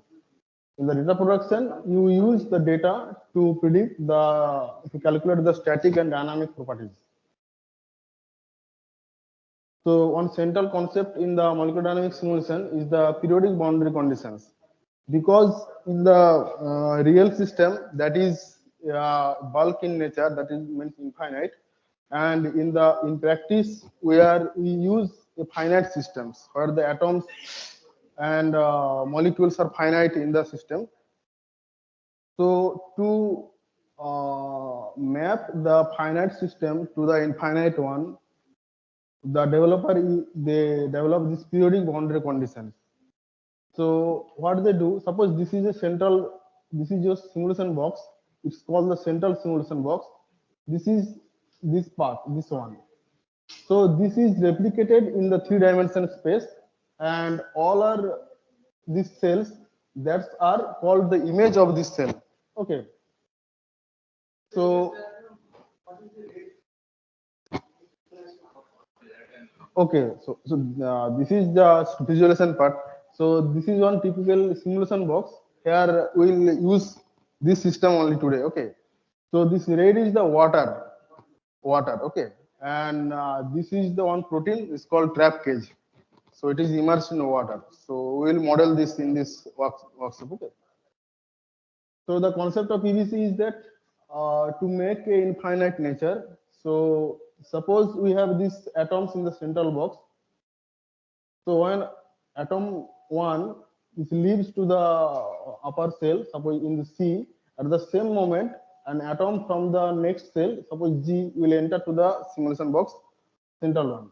So this makes it as an infinite nature. Okay. Next, to count, the main thing is that you have to count the forces. Okay. No, this is a 2D picture. Okay. This is replicated in X, Y, Z both directions. Okay. So it's when this is, you can think of it like that. So it can come from this cell. Okay, all this direction. Next is that the main thing is you have to calculate the forces. Okay, so to calculate the forces, there is another algorithm that is called minimum image convention. It ensures that suppose a particle, suppose a charged particle 1, so you this all the means you calculate all the forces which are the nearest to these atoms.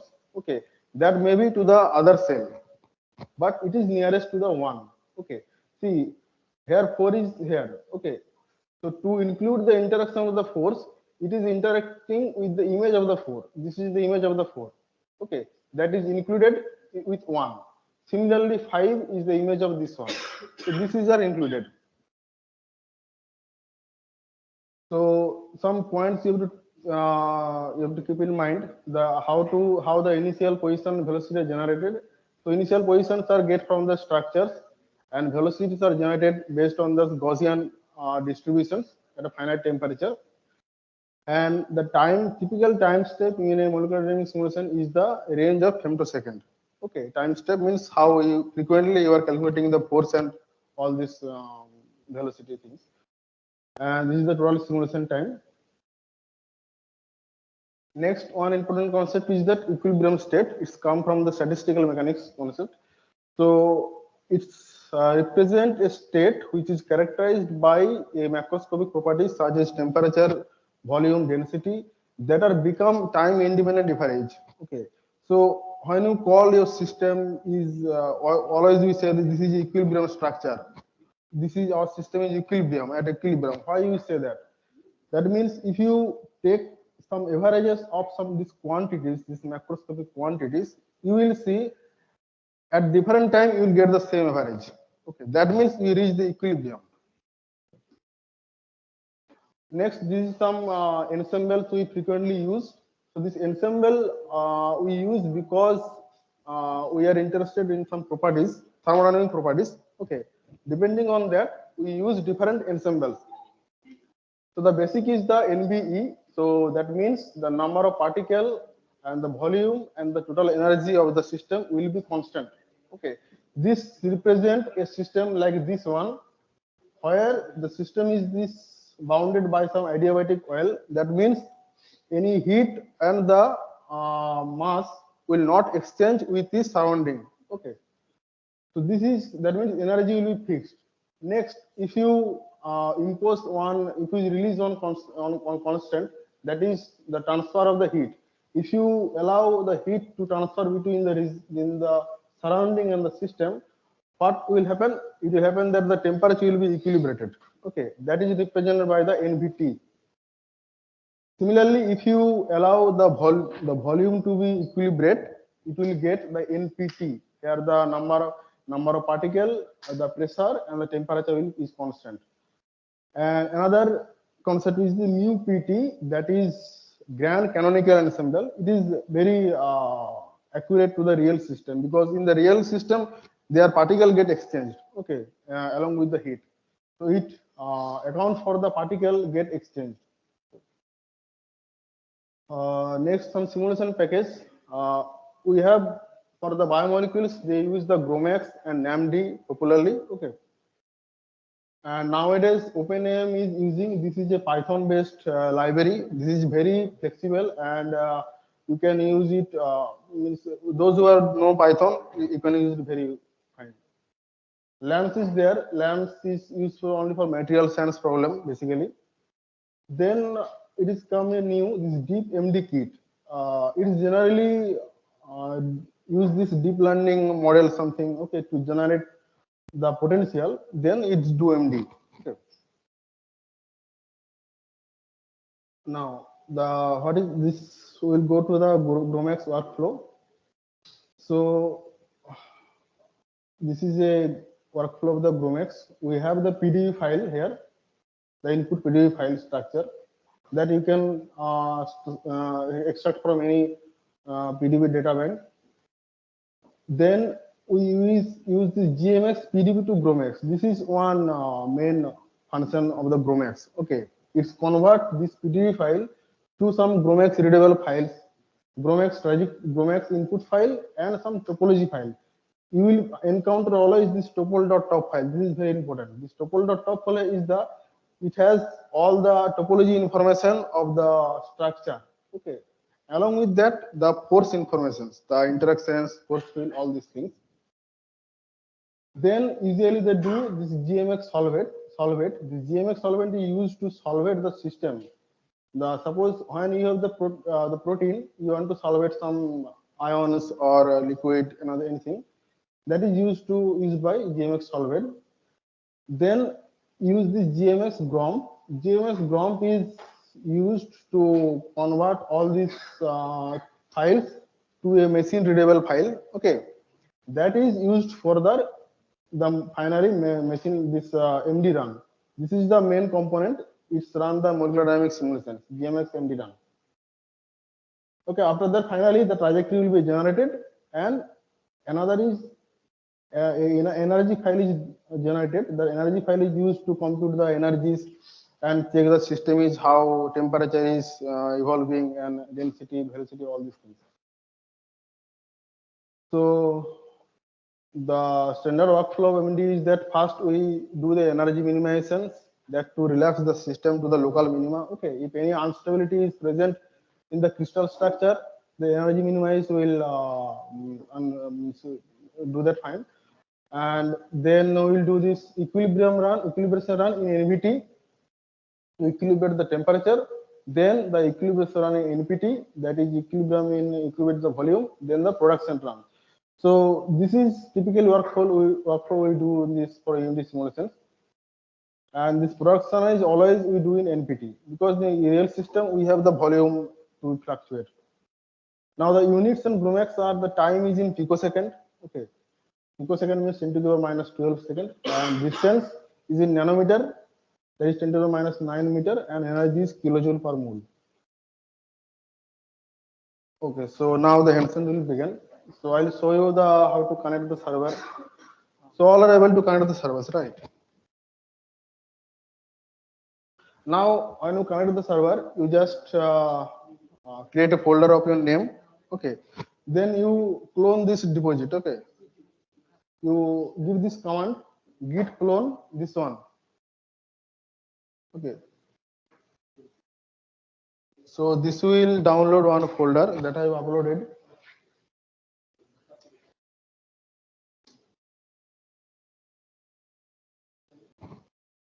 Online information.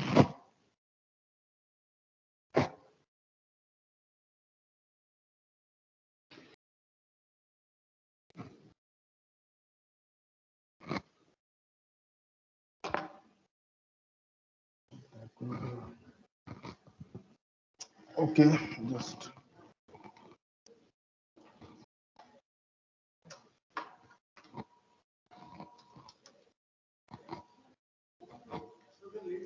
okay, just I'll comment.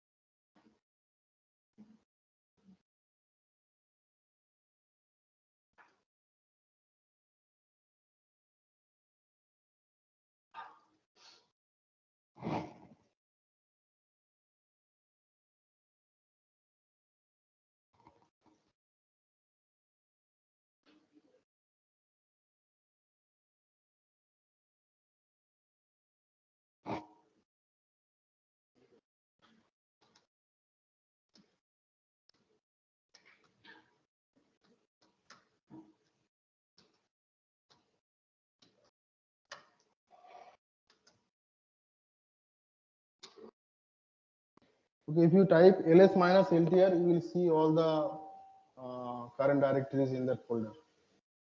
Okay, ls minus ltr. Okay, or just simply type ls. Okay, just I'll show the link. So I am creating my directory.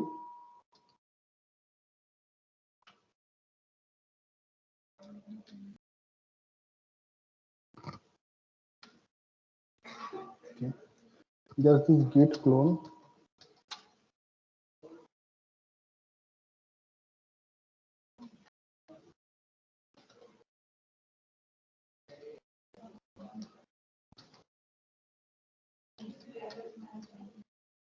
Um,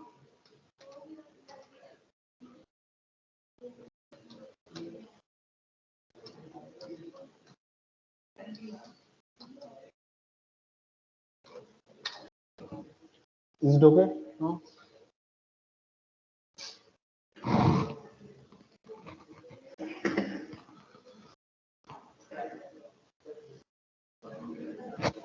You able to do that? Okay. Just execute this command. It will download the folder. Okay, it will download this NSM memory folder. Now cd to this folder NSM. Now you will see the some files are here.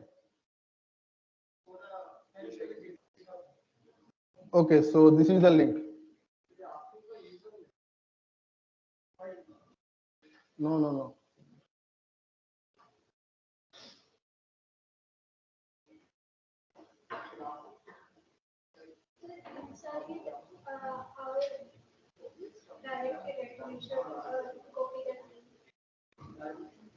Yes. Copy the link and execute it. Okay.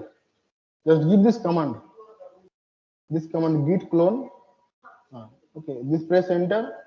Then it will download the files. Okay. Then go inside the folder. So inside the folder, you will see these files are there. This blue are the these are the directories, and this is the readme file, and this is the pdf file. Okay. So this is the pdf file. So to one, those who are using Linux, if you want this pdf file, just vmd and the pdf file. Okay. Use vmd and the pdf file name. Fine.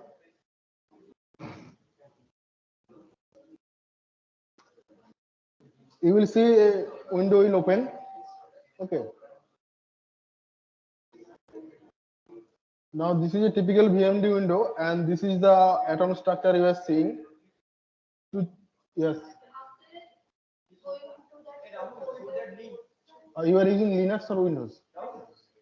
You will not able to see this. The link is that in the chat box. Yes, yes. Oh, they are not using chat box. Wait. Let me get in. Just type this.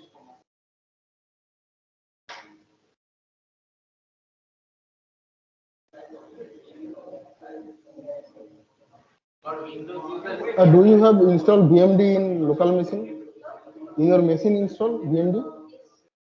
Then you can download this Git. Okay, I'll show you. Okay, I'll show you. Okay, see. What you said? Which one? Oh, just type exit.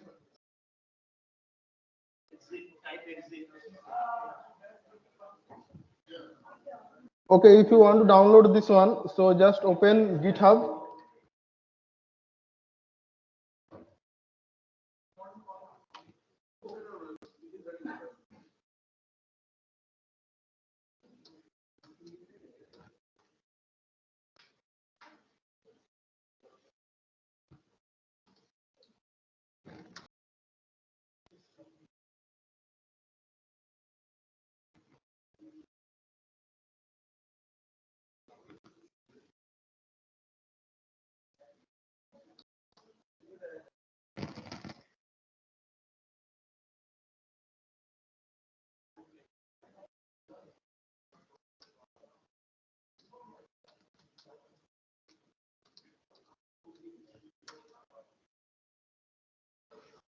Okay, you can those who are using Windows, you can type this command. You can go to this browser. Go to the browser. Okay.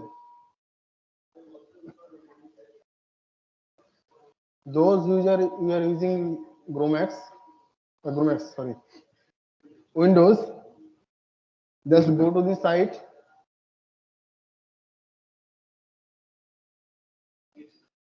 Hmm.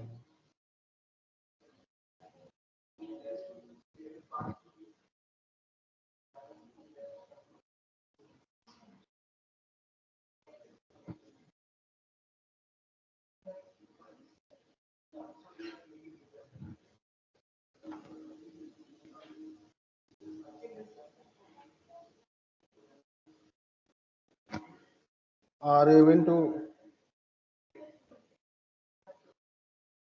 One of the meeting guests raised the hand. Okay. Then you go to this NSMMD workshop. Okay. NSMMD workshop, you will see this code, this green color button. Okay. Just code and download the zip. Okay. For Windows, you can download the zip file like this.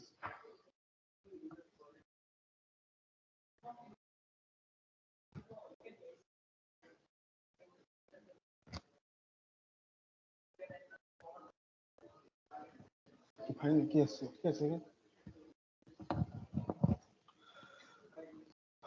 Okay, now I'll go to this.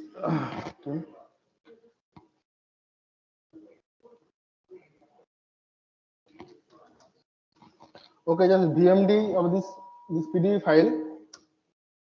Then you will see the structure. Okay. So to make it a secondary structure, you go to the graphics representation. Go to the graphics representation, and then the drawing method will be changed to new cartoon. Okay. Alongside, we can change the display to this orthographic. Okay. So you will see the structure of the protein. It has a helix. It has a helix structure at one part and the coil at the end of this. To color it according to the residues, you can type this residue ID. Okay. So here you will see the different residues of the PDB structure. Is fine or able to? Hmm?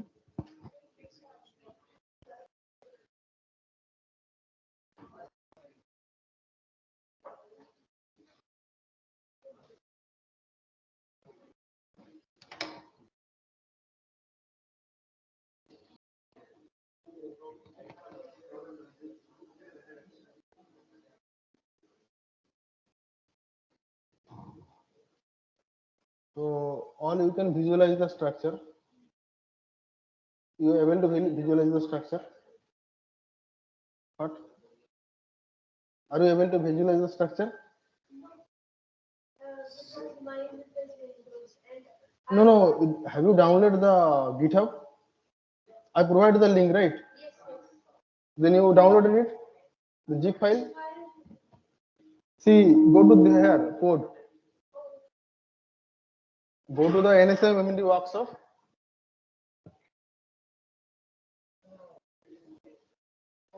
Just show me. So, no, I just told them that just connect to this one. Okay. Those who are using Windows. They can use VMD in the local machine also if they want. Yes.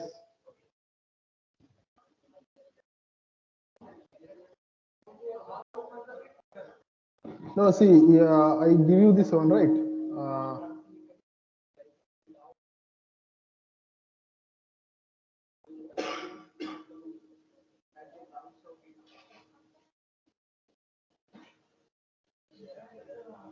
Okay, if you type this site in the browser, you can be logged in. Okay.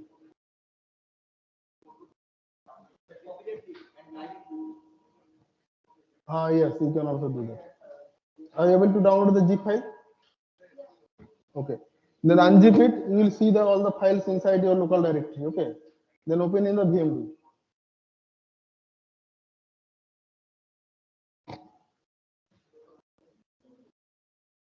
I don't know what help them to how to open in VMD in Windows.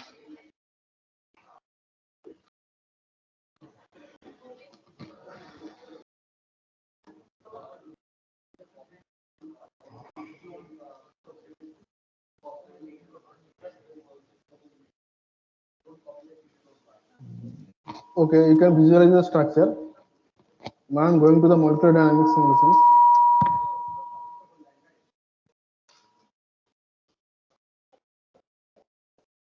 So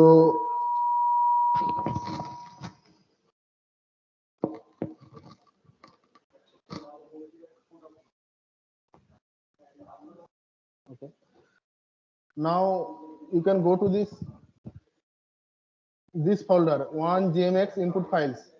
Okay. You can go to this folder.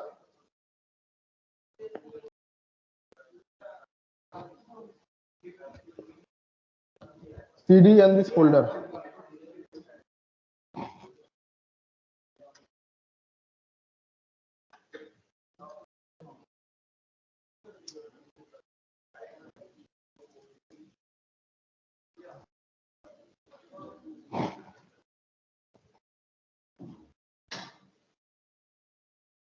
Okay, now give the ls command. You will see one script is there. Okay.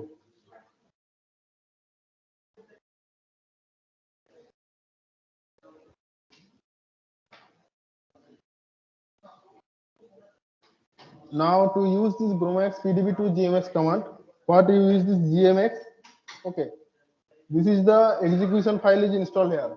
Gmx underscore gpu I mpi. Okay, give this command gmx, then pdb.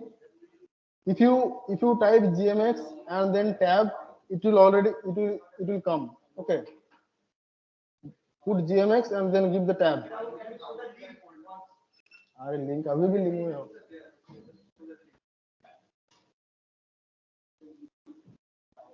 Which link? This one.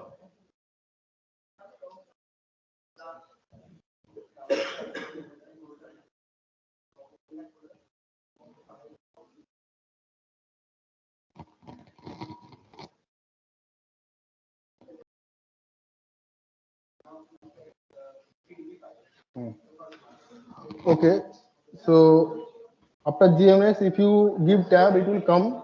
Then give this PDB to Bromax, PDB to Bromax. If you type PDB, then give tab, it will come. It will already come. Okay, PDB to Bromax, PDB to GMX. Then the input file. Okay, input file is supplied by -f. Okay, and the PDB file is in the at the previous folder. Okay, so type double dot and 2JOF. Okay,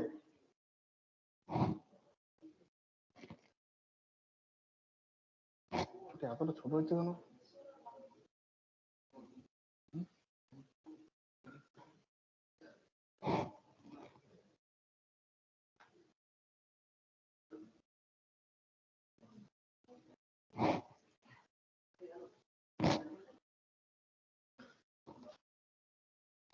Okay, so you will see this one -f. Then to choose the water, okay, just type water minus water, and we usually choose this tip 3p water, tip 3p water. Okay,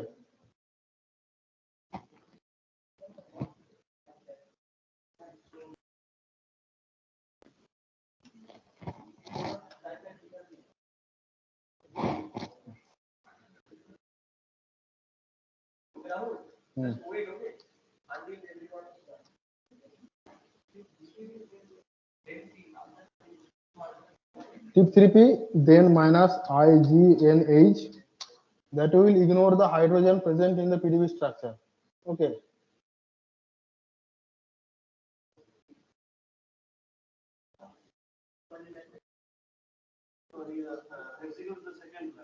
execute this line. This is not right.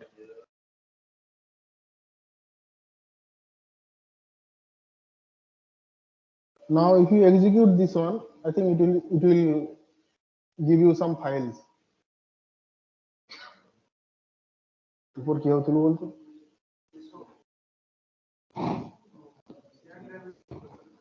Huh?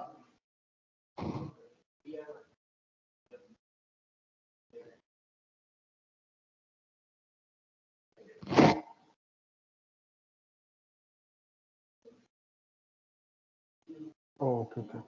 So, okay, before you that, you can type this module available. Okay, just type. You will see this one. Then you do this module load.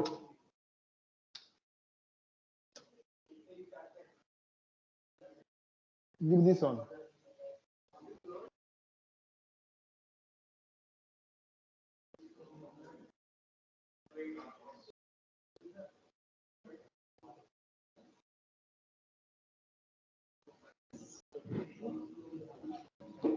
Module load.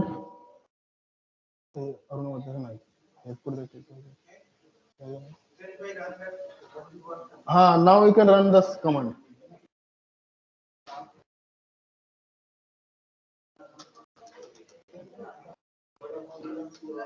Okay, now if I execute the command, you will see something will appear. Okay, this type of window.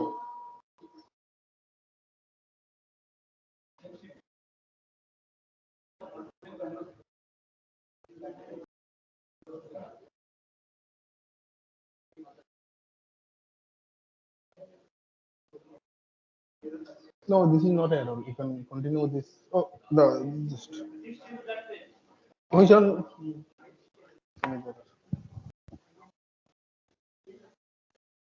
The minus ing, minus ignh.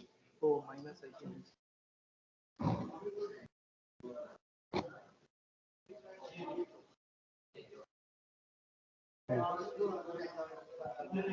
You come here.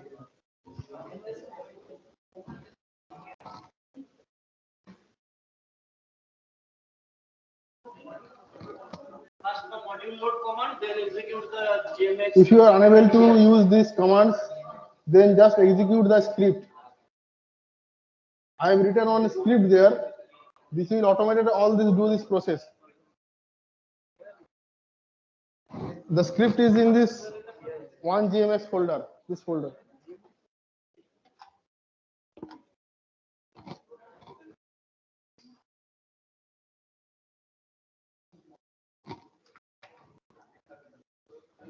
So, is it coming for everyone? Have you executed this one? Module load.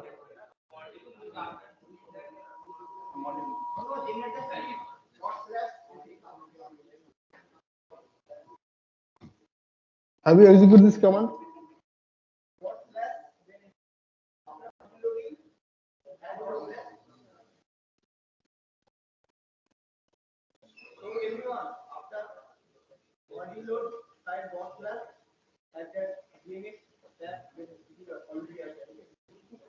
Or you can do that, see, sorry, you can do that, you will see there is a file inside, this generate IP, okay. If you execute this script, dot generate this one, please execute this script, it will do all the processes.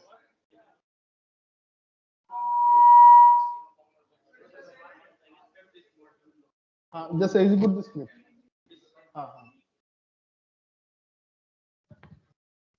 Which process you are going to take? Execute this. All this is written. No, anybody is not able to follow. So just execute the script. Okay. Now it is.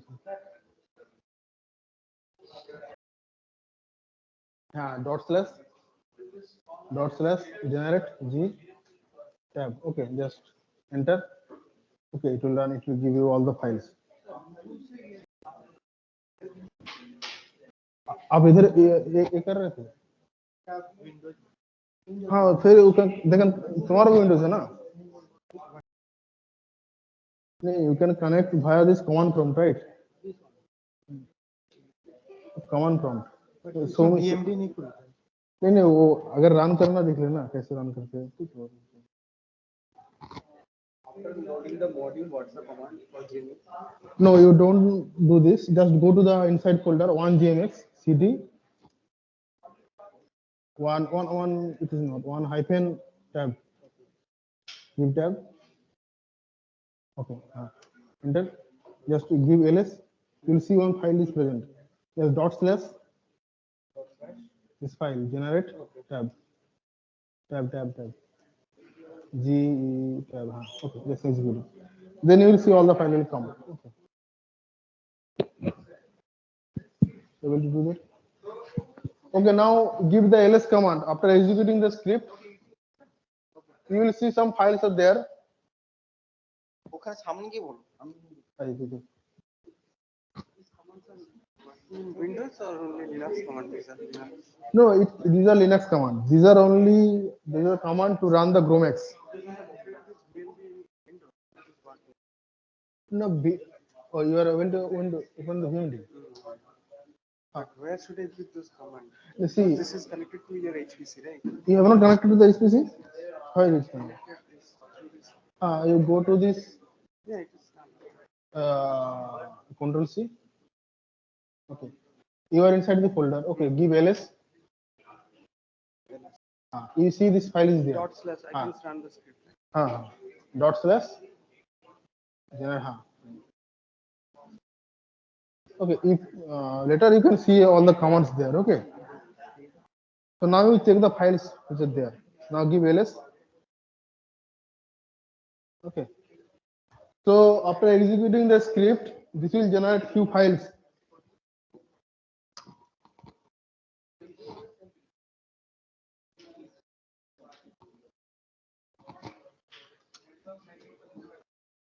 So you can see these files will be generate. Okay, so this is the ITV file. It is the position restraint file. Okay, position restraint file for the PDB structure. Okay, if you want to restrain some position of the part of the PDB or anything, okay, during the simulations, so this file is used. This is important file. Next is this solved file. Okay, this solved file is the I have put the protein in the center of the box. Then I have solved it with water. Those who are using Linux, they can open this file to see that water is surrounded by the protein. VMD and give this file name. Okay. I have selected Amber force field. Amber. Okay. No. If you open this script, open the script, you will see I have commented the force field of what I have chosen. Okay.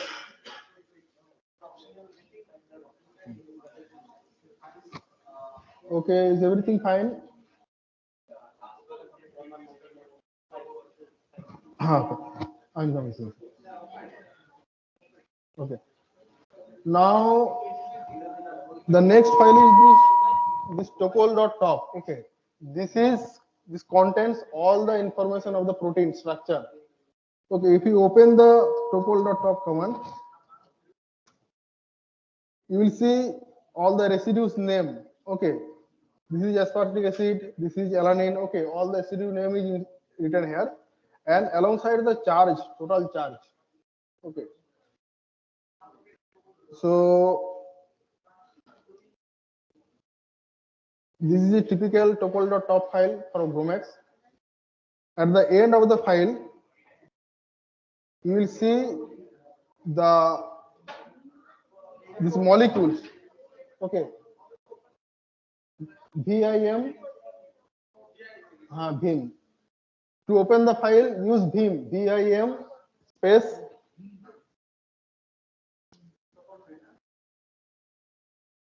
Use this one.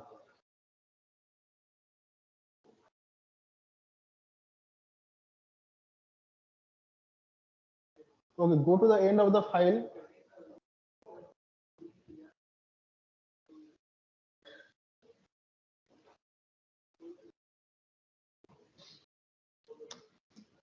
Go to the end of the file. You will see how many number of water molecules and how many number of proteins are there. Okay, in the file.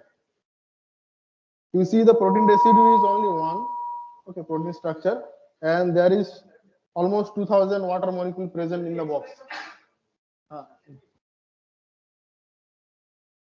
Okay, so I'll show you the important ones. Okay, the first atoms. Okay, it's contain all the residue information.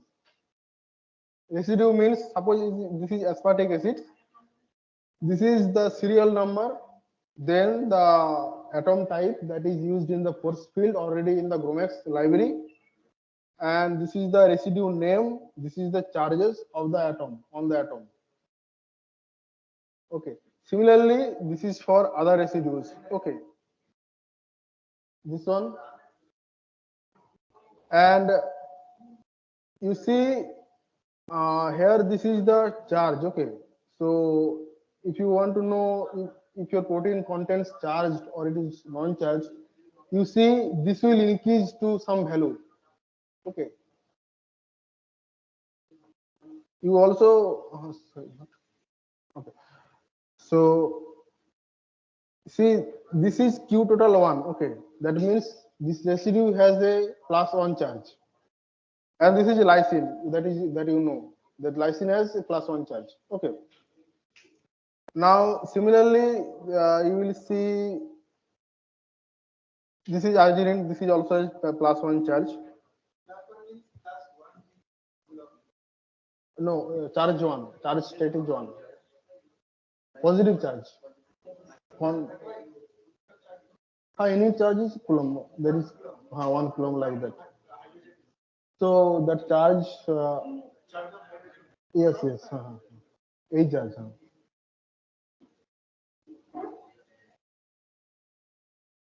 Okay.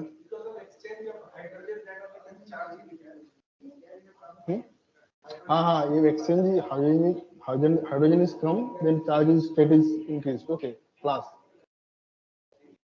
If a hydrogen is gone,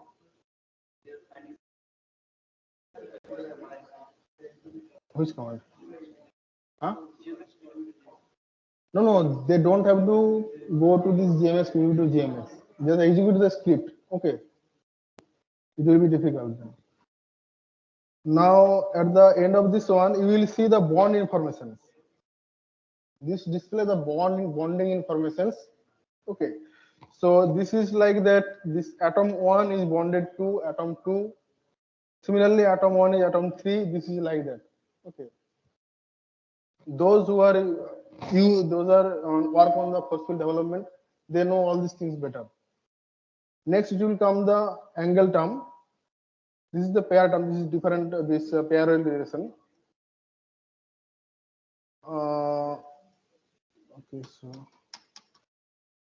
Okay, so now it is come the angle term. So whatever I shown you this in the force field file, that this folder here, this one, all these components are present there. Okay, this bonding information and the angle information, the dihedral informations are present there. Okay. Next, it will come the dihedral. Okay. At the end of the file, you will see what are the system composition, one protein molecule and the number of water molecule. Okay. The water's residue name is SOL, solution. Okay. It's fine for everyone. Huh? Any question? Online questions. SOL is the residue name for water. Okay.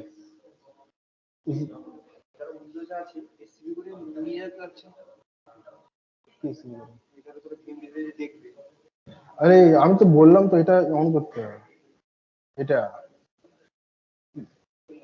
those who are using Windows, okay, they can go to this site in their web browser. They can go to this site and then go to the code and download the zip file.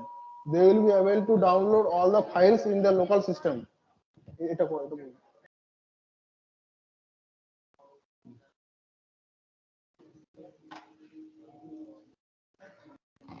Okay, so now we have all the input files for the run the Gromex simulations.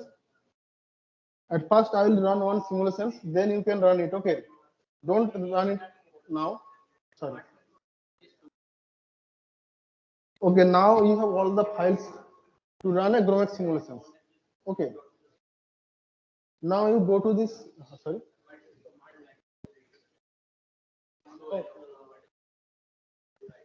Okay, to come out from the beam. Okay, to come out from the beam, we just type colon WQ or colon Q exclamatory. Okay, this one.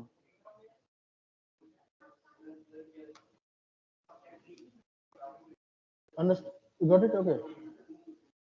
To come out of beam, we just type this command.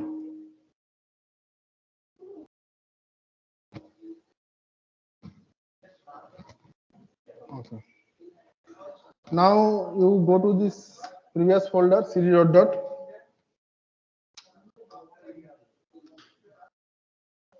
Go to this two command.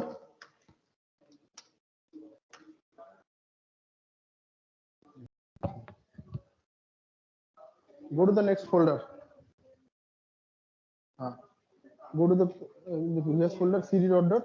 Okay, there is ls. Two GMS. Okay.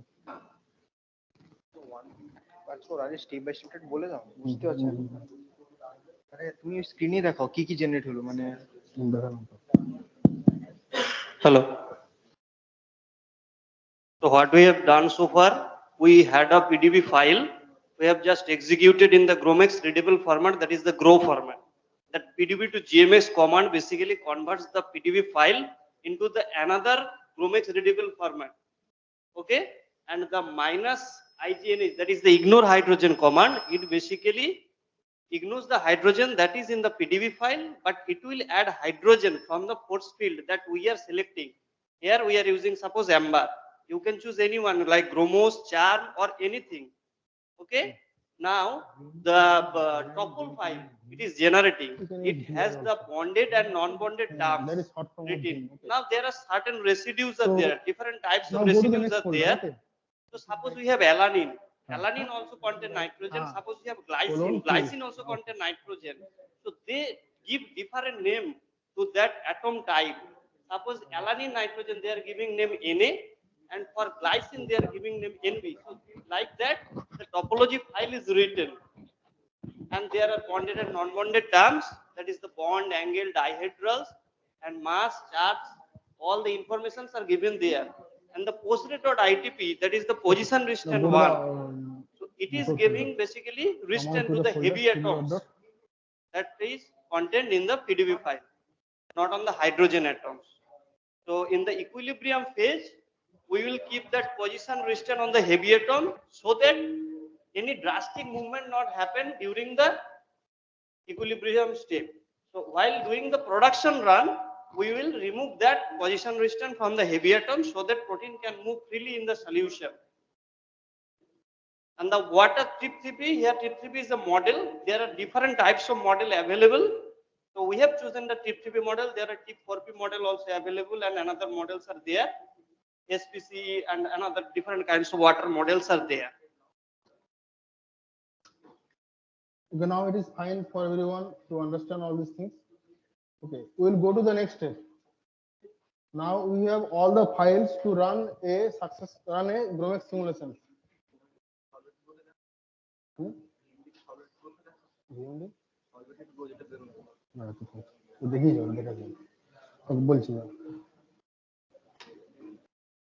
Now we have all the files. Okay. Now this is the input file for the next step. This GMX solvated. Okay. So this is, if I want to open the BMD, just type BMD and the file name. Okay. Now you can see the water is present. Okay. You change the visualization from, you go to the display, and change orthographic mode. Go to display and change the mode to orthographic.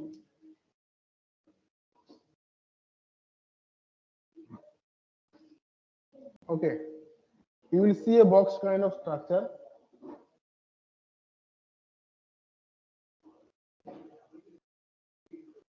Those who are using Windows will face problem. Okay, to open this file.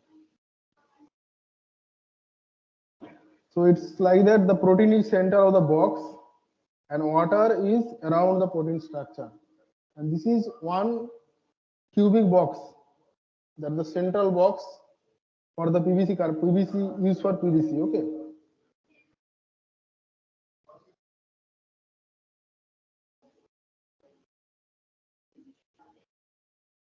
If you want to see the PDB box, you just type here. You will see a BMD command prompt. Okay. Type PBC box. Okay. You will see a box kind of structure. Okay.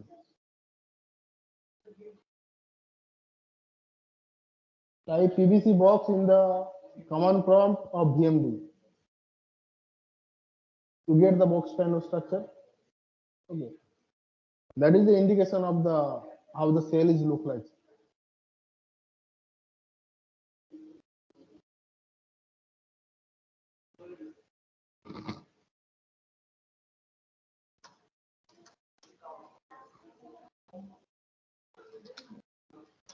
Okay, these three files, this position restraint and the solvator box and the topology file will be used later in the next run.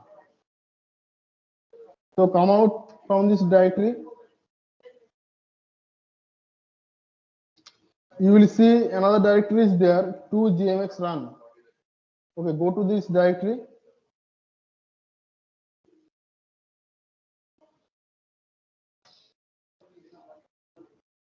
Okay. If you give ls minus ltr, you will see 4 files are present in the directory. Okay. So these 4 files I have arranged it like this: energy minimization, and the first step of equilibration, then the second step of equilibration, and then the production run. Okay. So if you open this 1.1-em, open 1-em. Okay. So all of you open this file.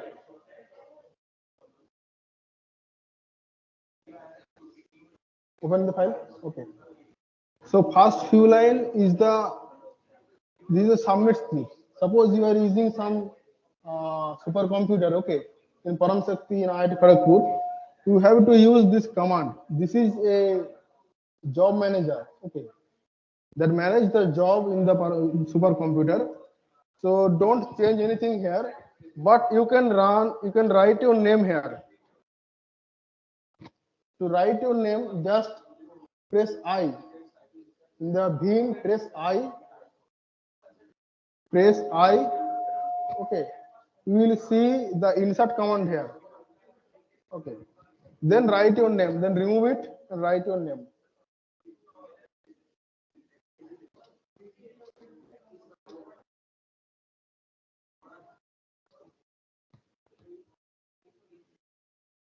Okay. All of you written your name. After writing your name, just press the escape command. Escape.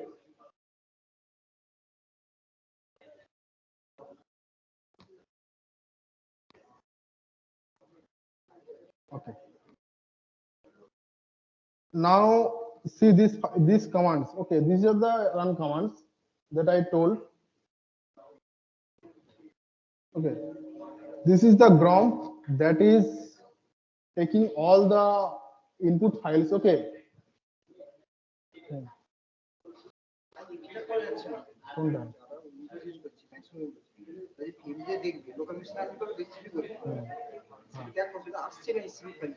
আমি যে বললাম ওখান থেকে download করতে, you don't know nothing. Go to this site. I told you already. Go to this site. Then download it. Download the zip file. Go to this command. Okay.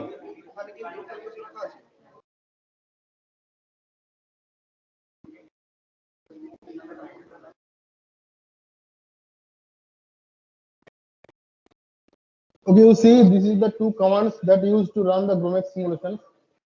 Okay, the first is the GROM that use the some parameter file. This MDP is the parameter file. Okay, I have used this variable, all these things. Okay, just don't make it complex. Just see that F is used for parameter file. Then C is the starting structure that we have prepared earlier, the solved box, okay, using solved box. Then P is the topology file.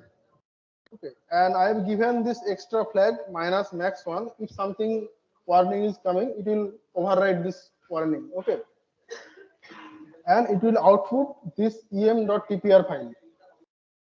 Is all you get it? em.tpr file is the machine readable file. It collects all the data from all these things and process as a TPR file that will be read by GMX MD run. Okay.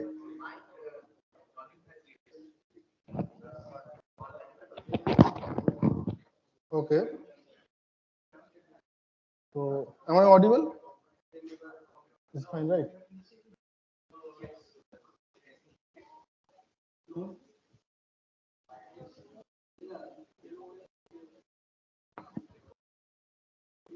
Is it fine now?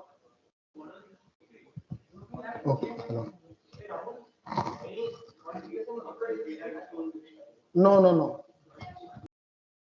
You don't have to modify anything in the script. Okay. But you can change your name here.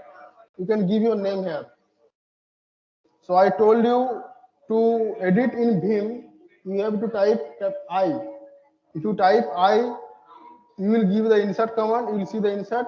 Then you type your name here. Okay.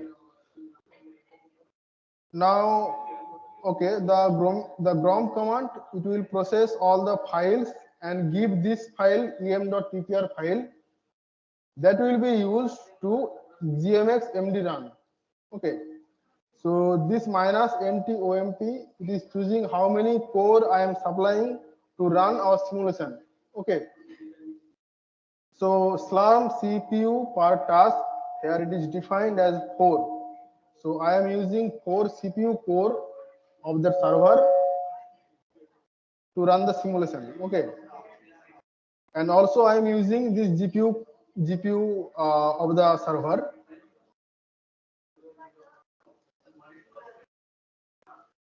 Now to come out, you just press colon and WQ.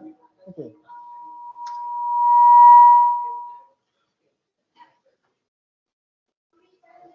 Okay, now you do the S batch. Have you renamed your files? Change the name of the files. Okay. Now come out of the files.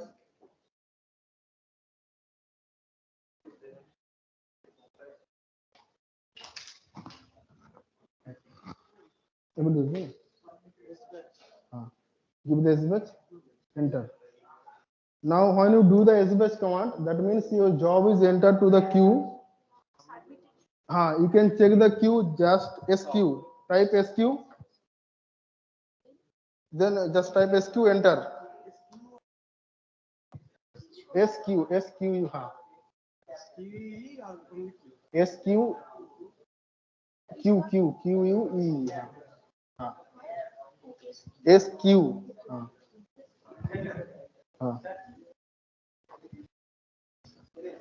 I'll just write the command.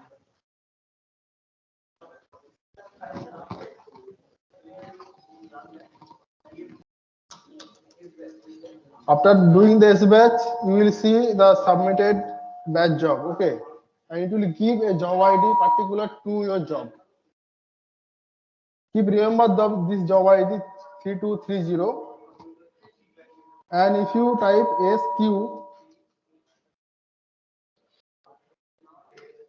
okay, you will see some job is running. Okay.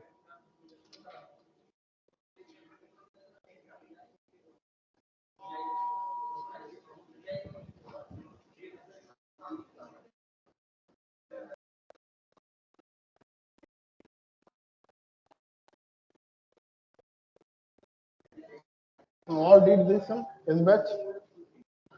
S batch is fine.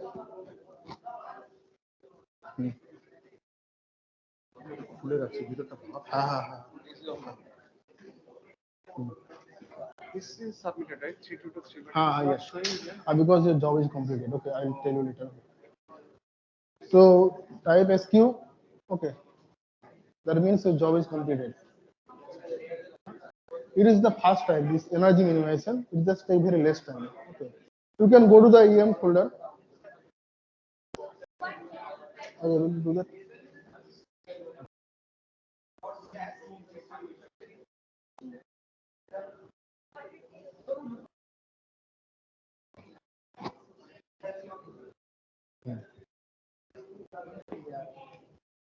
No, SQ और Q लिखा है मैंने. SQUEUE. Q total Q. QU.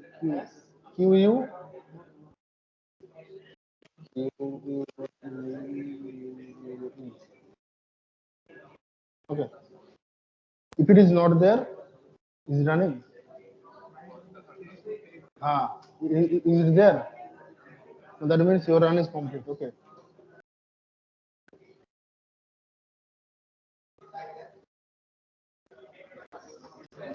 If you do, So if you do not see the job ID, okay, in the SQ command, that means the job is completed. That means the job is completed. Okay. Now go to the EM folder. TDEM. Okay.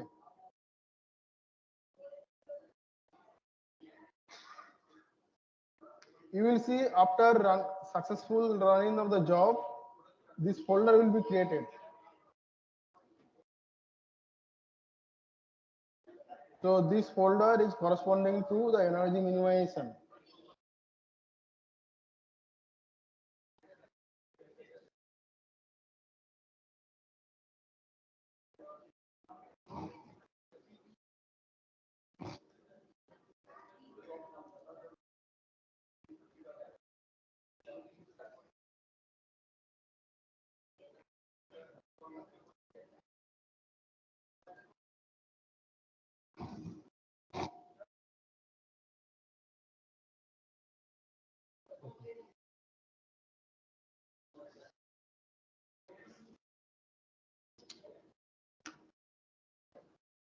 You will see some files are there.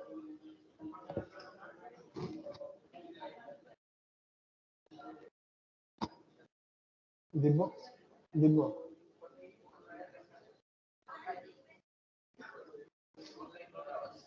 Hmm? No, ahorita como smart.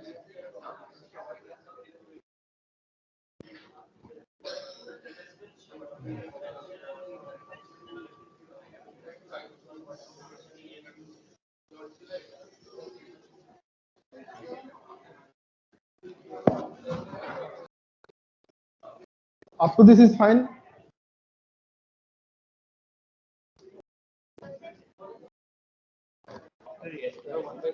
Hmm. So what is LTR command? Hmm? What is the meaning of LTR command? Which one? Oh, LTR means it will give you the long listing format of the visualization. Okay, you see the listed format, and it is a modified time. Means you will see the last modified script. Time also. Yes, that format. If you give only ls, just give you the only folder name. If you put ls, you'll see. I know. But LS meaning listing, but what LTR meaning? L is meaning the listing format. The ls is the name of the folders are there. L is the list format. That is the list format you are seeing. Okay. The format you are seeing is the list format. You understand or not understand? You don't get it. LS means listing, but what is LTR?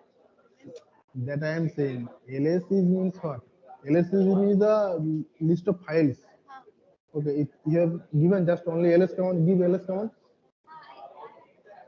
You see how your visualization is changed. This is the it's not list format. Now this L is mean listed. Okay, T is mean time, R is mean reverse. Okay.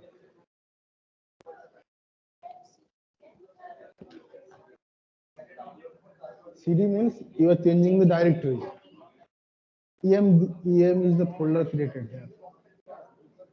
See, after running this script, one EM, one folder will create. Okay, EM. So you go to this folder, you will see what are the files there. Understand? Tell me. Oh, how many times you are running? Just give one run.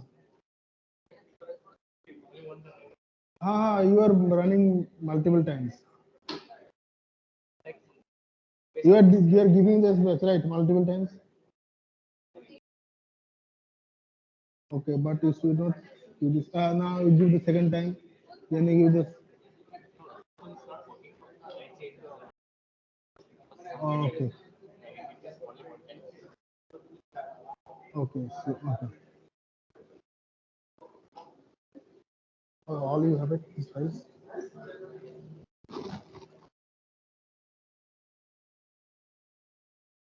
Is fine. You get the files. You get all the files. Okay. Same thing.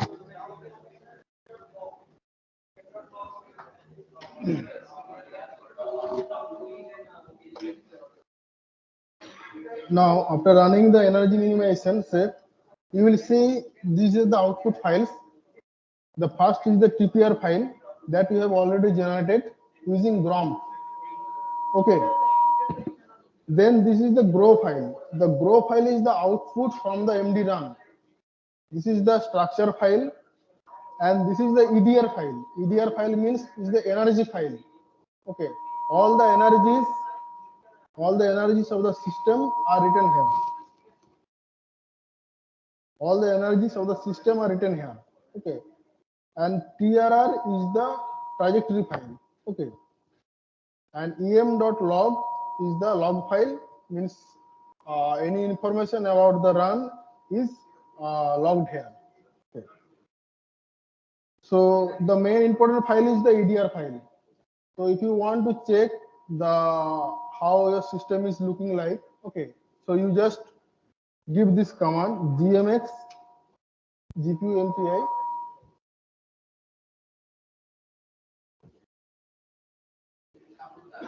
I think we need to slower because there are lots of commands.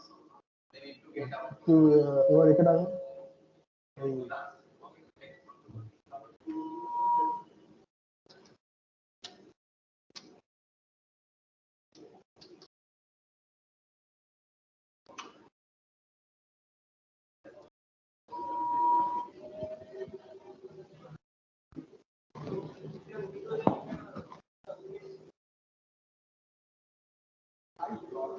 Last one you write em.etr, then space I.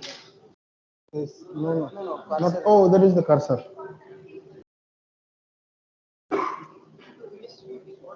Hmm? He's transferring the files from Windows. Oh, that is fine. They will announce it like yes. Oh, then it is fine. No, no, because he is using Institute ID, I think.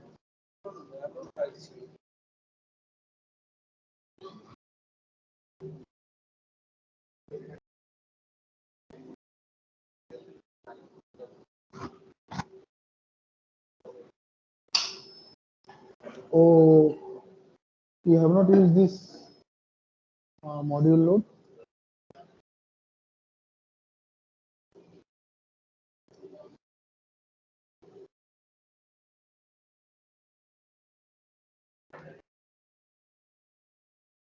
Yes, run all the commands. Yes. Yes. If you have GOMEX installed, then it is apps GOMEX. Yes.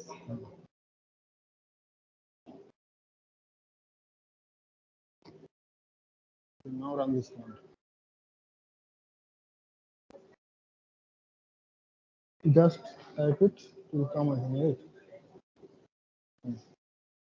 Just come. You have to load the module. I think okay. Load the module.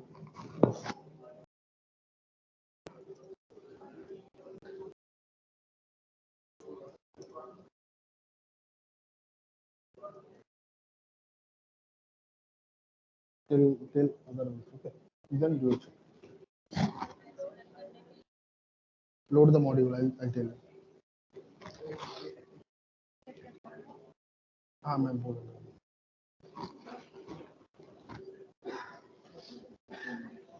Okay, ma'am. Hi, everything okay. That means you have generated all the files. Okay. This is the EDR file. This is the most important file. Okay. So have you opened this EDR file? Just come out this script. How to come out?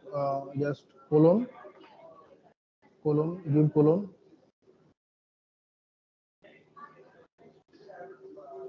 Shift colon. No, not this one. Give colon. No, shift colon. Q. Okay. So you give this command, this module load, module space load.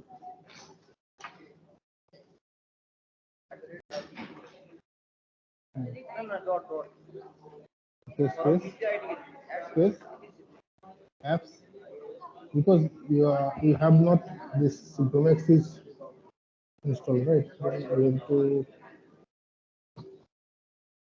Okay, now you have you give this energy command, gmx energy. Huh? No, then give this command, that command. Uh, gmx.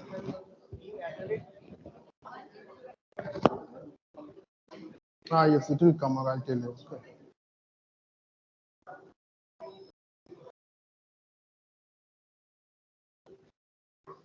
Is coming everything fine?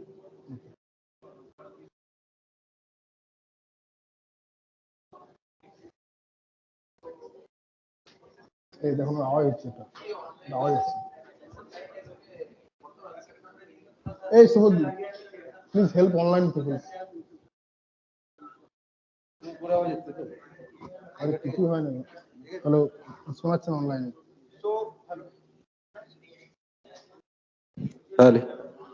So the users who are using Windows, you can use WinSCP to transfer the files to your local machine and to visualize in VMD. Okay, so in your like command prompt, the WinSCP also appear in your local machine. So at first open WinSCP, then type that host name, just remove this part. Okay, don't use this part, don't use this part, only use this part. Okay, as host name and password, and the this port you used, the 22 will appear as default, but change it to 4422. Okay, don't type SSH. Okay. So now all the files are generated. This we will use this em.edr, which has all the energy files are written, to see the energies of the system. Okay, how the potential energy behaves during the energy minimizations, that we will check. So before executing this command, all you please load the module. Okay,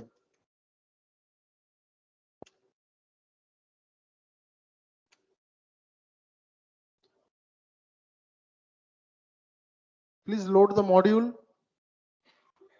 Okay.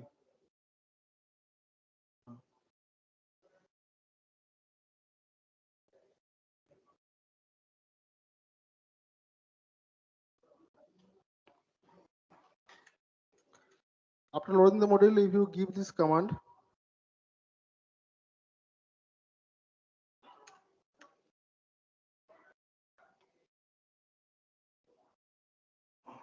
you will see some script is coming, some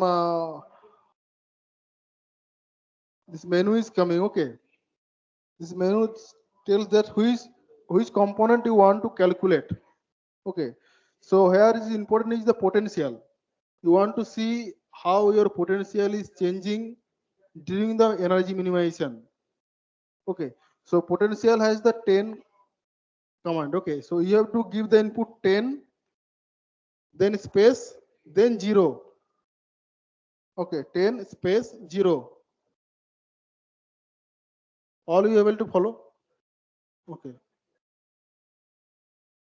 10 space 0. Okay, then press enter. You will see some statistics have shown in the terminal.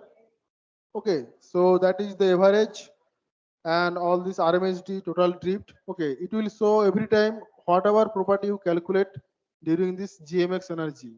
Okay, alongside with that, you see one new file is created, that is energy.xvg. Okay, understand? Hmm?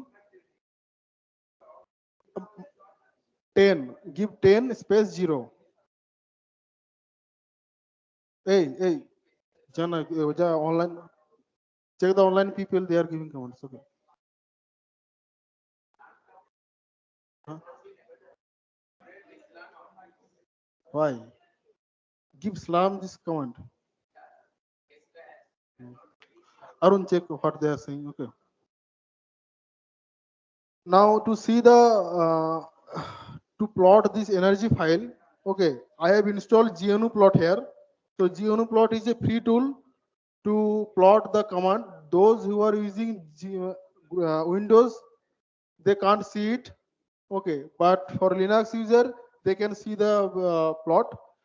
So for GNU plot, to open the file energy.xbg, just type plot space, then the file name inside the colon, inside the quotation, u1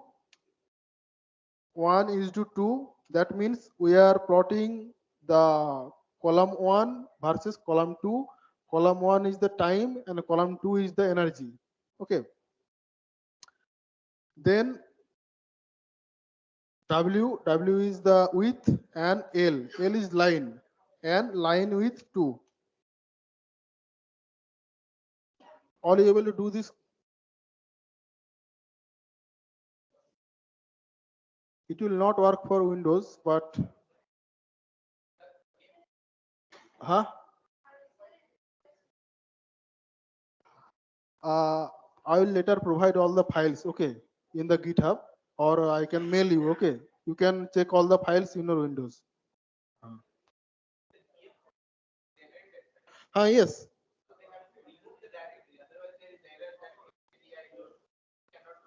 No, they have to go inside the directory. Then give the command, okay.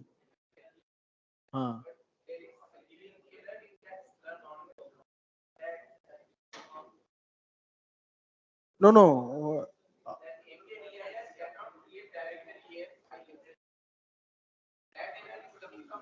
No, after creating the directory em, okay, they have to go inside the directory, okay. Then the files are already generated.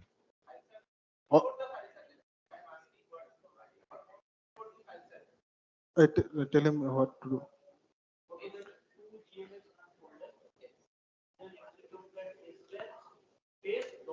If you plot this one, you will see how the energy looks like as the time step. Okay. You see the x here, the x-axis is the time step and y is the energy, that is in kilojoule per mole. Okay.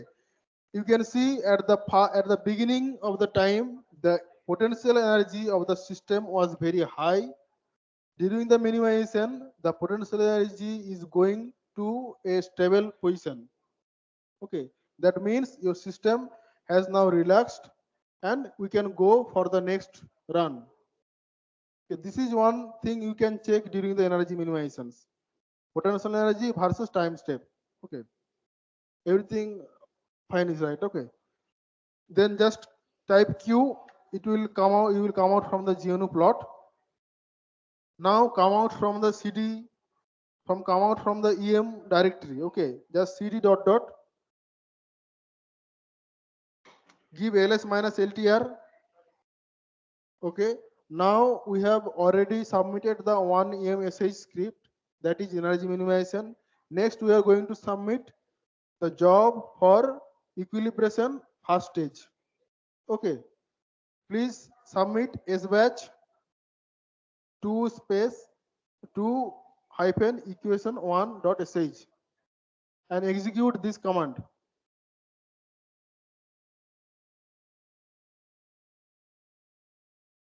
Is fine.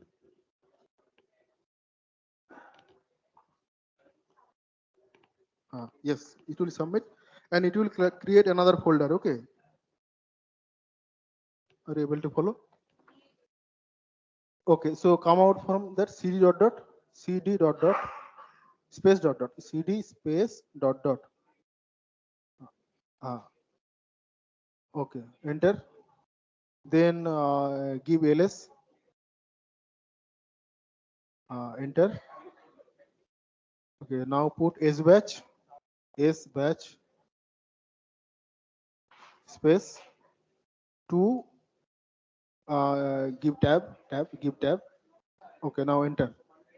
Okay, your job is submitted. Okay, you will see give ls. you will see another folder is will create. Okay. Now, if you want to see the status of your job, you can type SQ. Okay.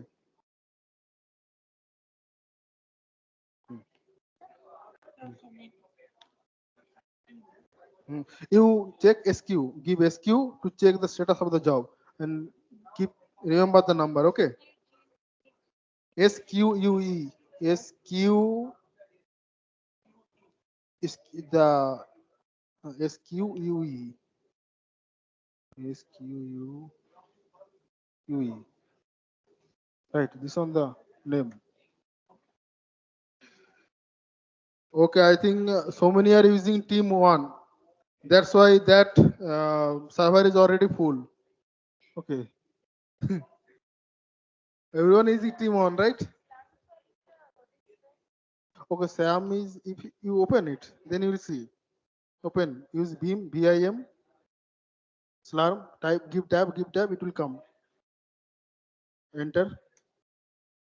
It gives all the data, what core you are using, what is the task ID, okay? What the command you have used.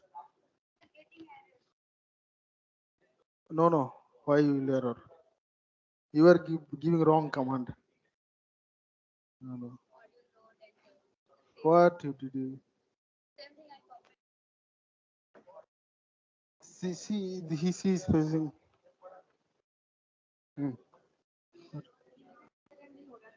हाँ उसमें हो रहा है 19 में हो रहा है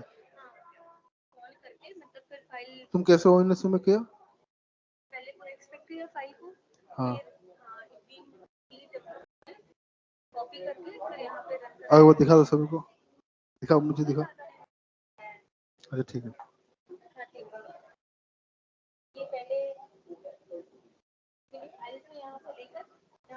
ओ अच्छा अच्छा नॉर्मल वहां से बीएमटी से ओपन करके ओके ओके ठीक है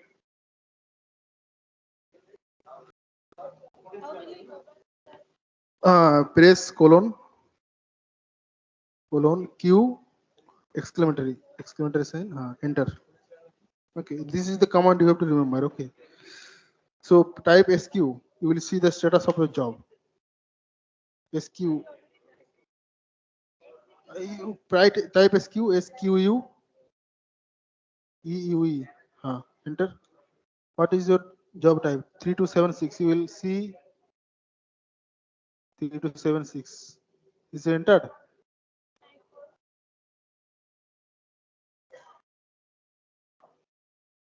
Oh, everyone is using team one. It will take time to enter the jobs. Someone please they can switch to team 3 or team 4. Okay. Otherwise it will take time to complete the job here.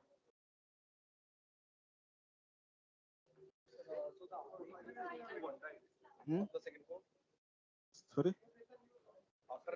Yes. You go to the EQ1.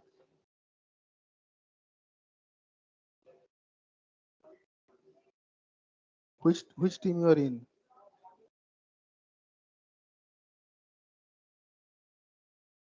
Team 1. Okay. You have only team 1.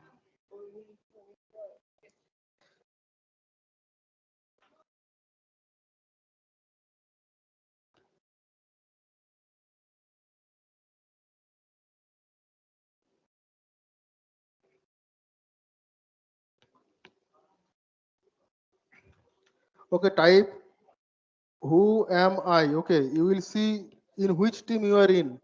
Okay.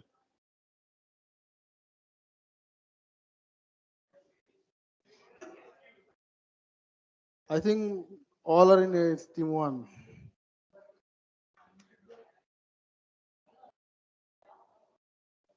Many jobs. Yes. Who am I? This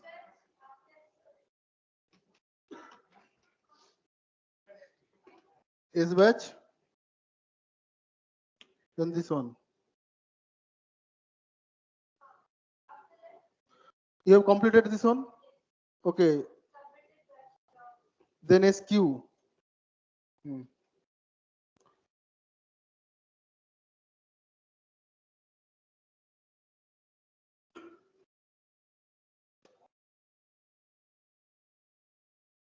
you will see your job ID in the queue. Okay.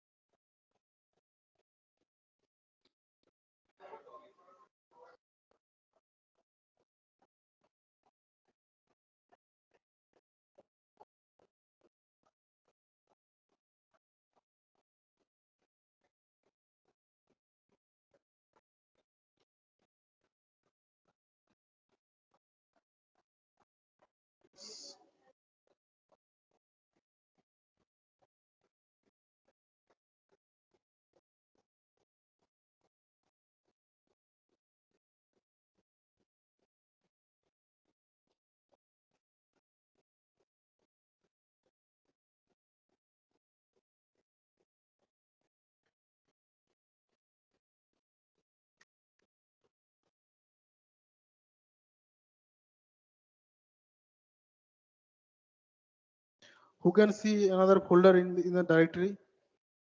The folder will be EQ1. Okay.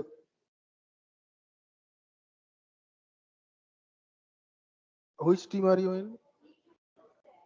EQ1. Do you have a folder? Okay. So which team are you in? Okay. So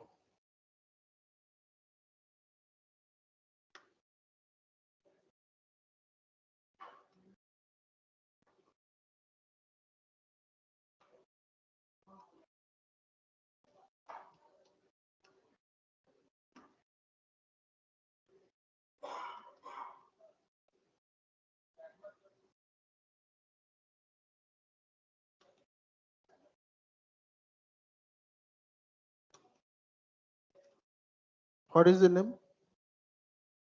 What is the name? What is your name?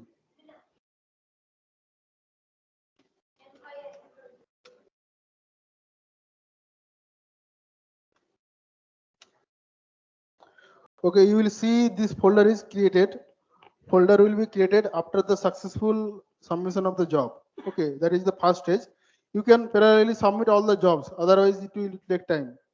Just do S batch 3 now. I will explain the files now after some time. Don't do S batch 4. First do S batch 3. This S batch 3. Okay. Let it be at the queue. Okay, I will explain the files.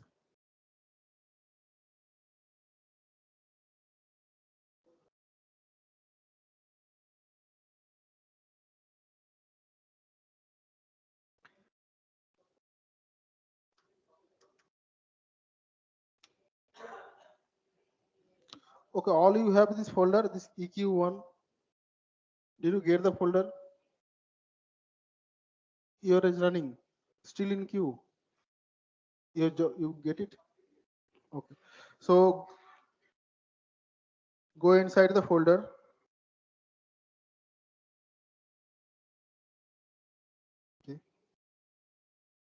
you will see the similar type of files we have sent in the EM folder.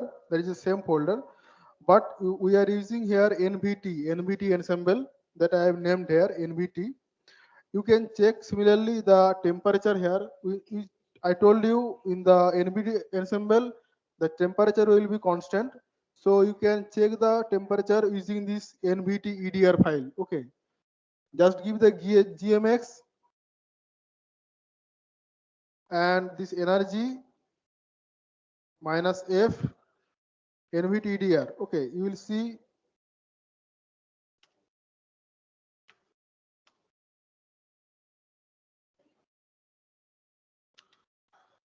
uh, you will see that these commands.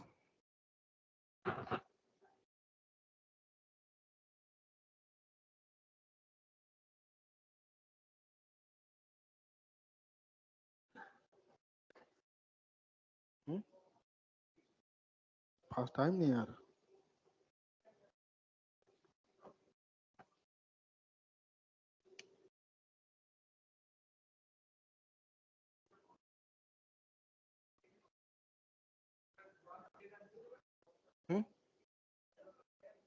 No, not 10. You see what are there. Okay.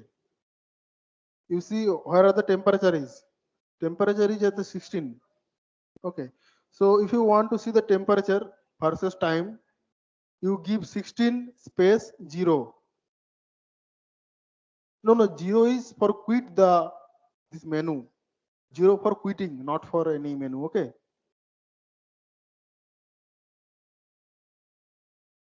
So if you give 16 space 0, all you able to follow this one. Okay. So you will see the statistics. Okay. You will see the energy. So the average energy is 479. Okay. Kelvin. I have set it to 480. It is more likely similar. And the error is very low, 0.4, and the total depth is also low. Okay. That means we have reached the temperature equilibrium. Okay. At this hot time. You can check these things by decreasing the total number of time steps. That is available in another folder. Next, you can also check this using GNU plot. You can see this energy command. You can plot this file, that is plot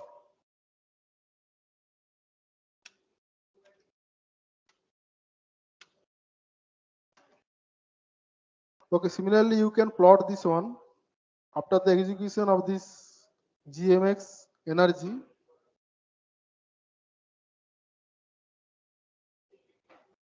One file will be generated. The name is energy.xbg. Then type GNU plot who are using Linux and give this command to plot how the time profile of this system. You see the fluctuation of the time. Okay. Although the fluctuation is low. Okay. So it is within the 10 Kelvin range of the 10 Kelvin. Okay. Suppose 480. So in the range of the 20 Kelvin. Okay. So that is normal in the MD simulations. Okay. Temperature will always fluctuate. But the average temperature we'll see it is more close to 480. Okay.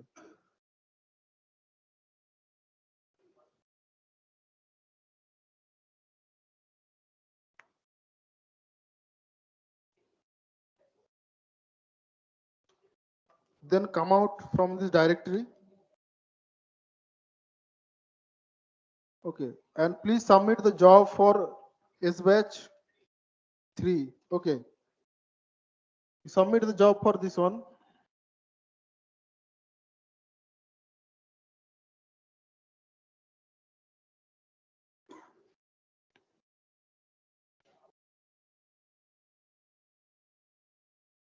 All have you submitted?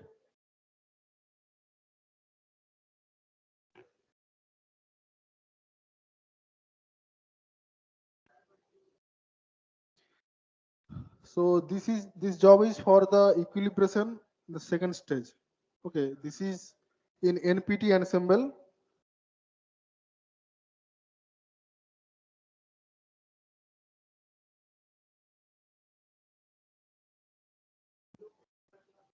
Huh?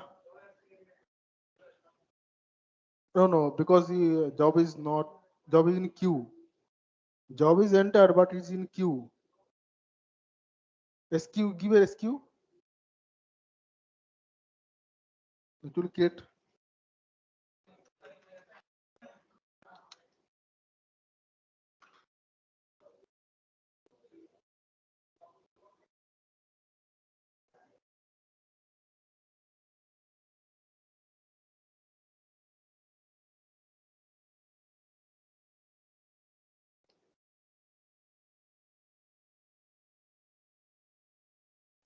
All you submitted the jobs.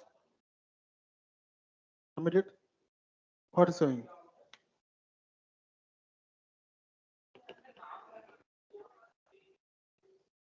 3. Then don't start 4. Okay, it will take long time. Whatever. Huh? Oh, okay, so what I have to go? Where I have to go? Okay. Unable to open file. No, you have to come out from this directory. Just cd dot dot. Okay. Cd dot dot. Then sbatch. Okay. The script is at the outside. Okay. So whenever you give this sbatch, make sure that you are in the 2gmx run that folder. If you are inside another folder and you give the sbatch, then it will not work.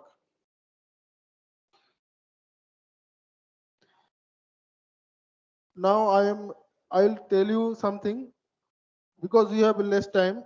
So in the next final run, we will try to minimize the total time step. Okay, I'll show you how to do that. So if you come out from this 2gmx run, okay, this is the come out from the 2gmx run, give cd dot dot, you will be nsm md workshop, that folder.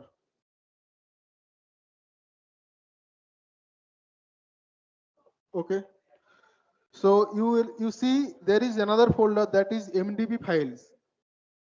Okay, that mdb file is corresponding to that this gromax parameter file. Okay, all the simulation settings are written there. So if you go inside the mdb file, cd mdb files, okay, give cd mdb files,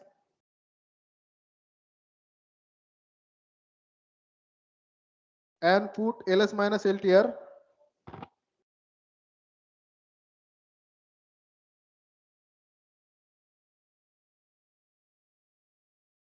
Are you able to follow this one? You able to follow? Okay. Now open this file. Open the file using vim.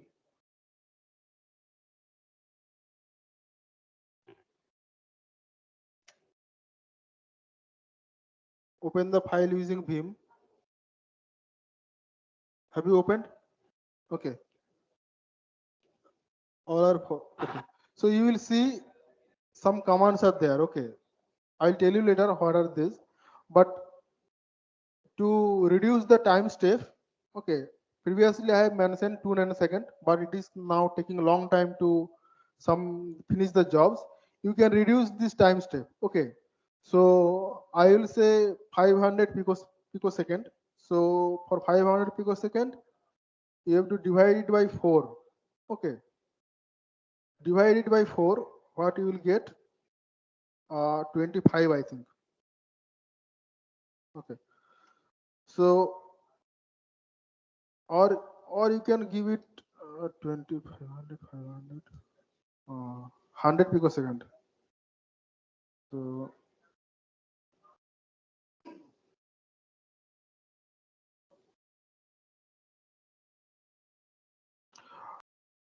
Okay, see, you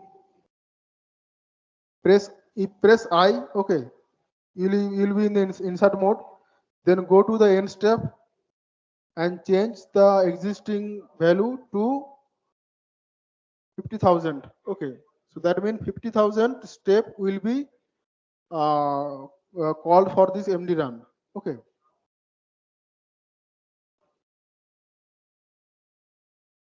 Okay. Okay, now I'll explain few points from this thing.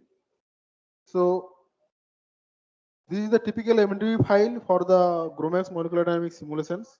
Okay, so the first integrator is MD. That what integration we are using, that is the leapfrog integrator. You can change it depending on your problem. Okay, this is the time step, number of time step we will run the simulation. Next, it is the DT. DT is the consecutive time step between two times. Okay, the jump you are jumping in the trajectory. Okay, so it is 2 femtosecond. I told you the this time step is in the range of femtosecond. Okay, we generally choose 2 femtosecond because of the vibration of the atom. If the atom vibrates in a solid in the range of the few femtosecond. Okay, that's why you choose this time step. And since GROMAX take the input as a picosecond, so we have to convert the femtosecond to picosecond. Understood? Okay. Next, one important thing is that NST compressed. Okay. This tells after how many steps your trajectory will be written. Okay, just go through it, and these are few steps. These are one thing. The temp. Sorry. Semicolon is the comment. Okay, you can write anything. Next is the temperature coupling. We are using NPT ensemble. So we have the temperature coupling here, V scale. So this is a standard one. Okay. And we also use the pressure coupling to maintain the pressure at a constant value. Okay. So we are using Pernilo Rahman. That is also a standard pressure coupling. And also you're using PVC along all the direction, X, Y, Z direction.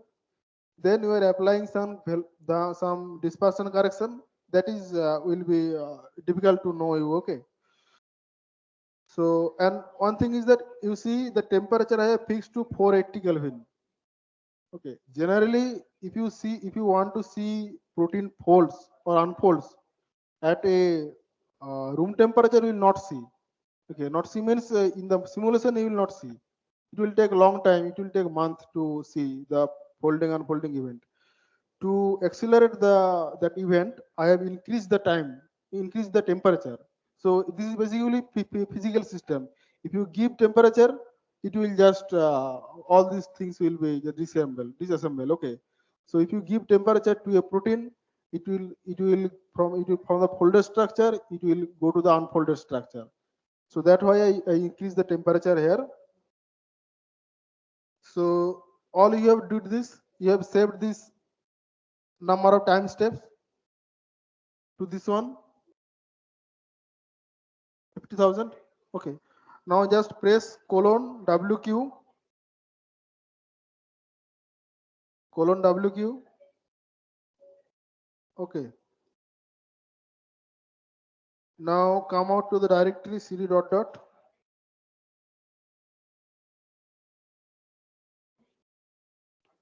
Then go to the directory where was previous, the 2GMX run. Okay. Now you will see if your run is complete, you will see the EQ2 directory. So I am in this directory. I think this is yours. Okay. So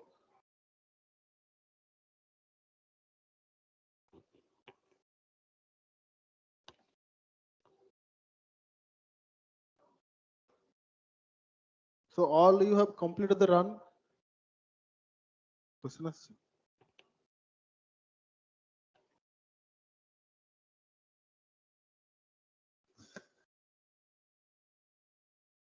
Is the run complete? This run?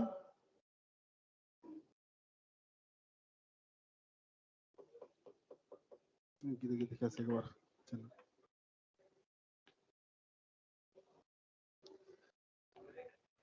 Is the run complete, right?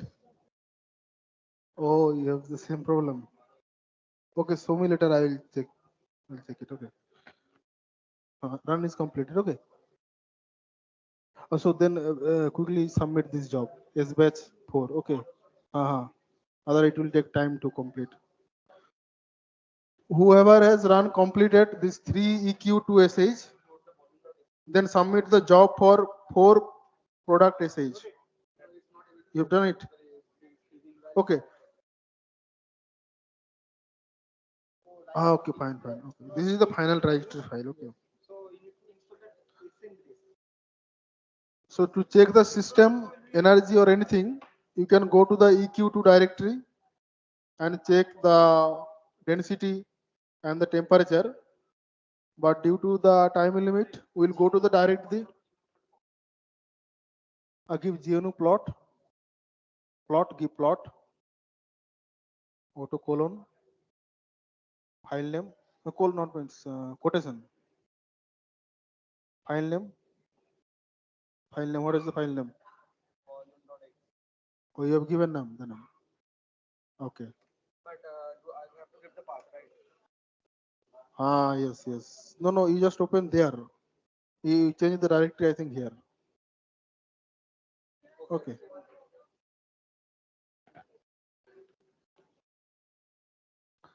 Is it working fine for you?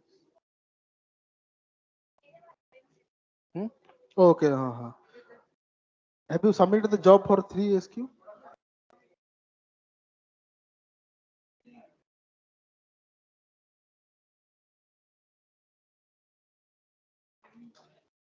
Yes.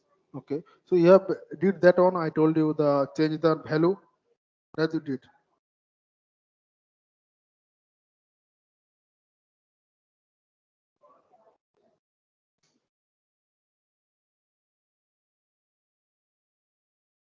Okay, then submit the job. Okay.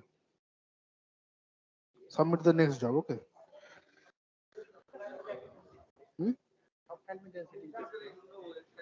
Log file में जाके density देखिए ना आप बोले ना कि हाँ P2 में जाके डेंसिटी No, log file में नहीं. If you want to see the density, just give the GMX energy that I have shown you. আগে এনার্জি করতে হবে জিএমএক্স এনার্জি ওটা করা হয়নি দাদা You have not did that. Just give Q command. Q. Okay. Give ls. Okay. Okay. So you have not given this. You have not GMX energy command. Give this GMX energy command. GMX tab. Energy tab. -F. Tab. Space. Tab. Enter.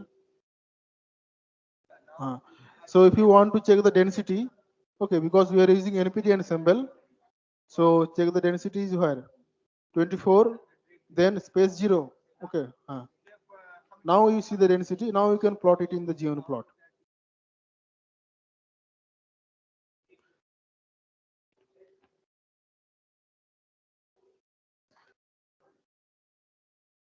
So those who have completed the third simulations, okay,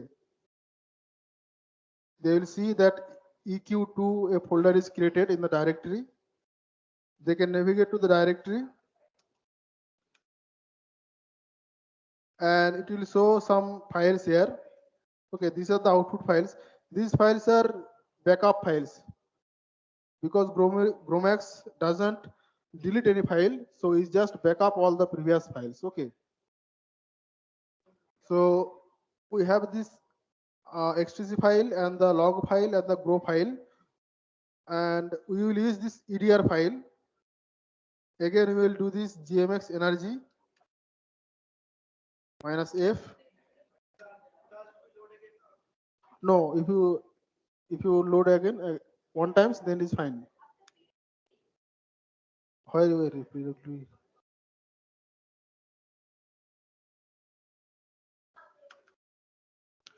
Mm,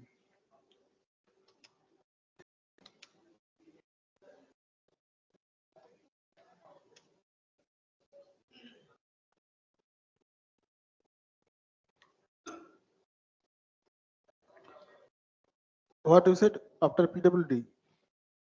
So are you in the folder? Are you in the folder? This is the path. This PWD command you will show you the path of the present directory. Okay. So you are in EQ2. I am also in EQ2. Okay. So then just give this energy command. This command. Okay.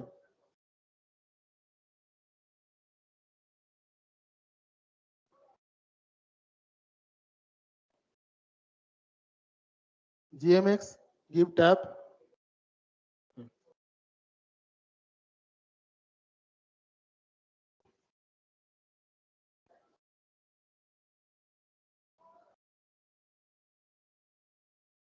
See this.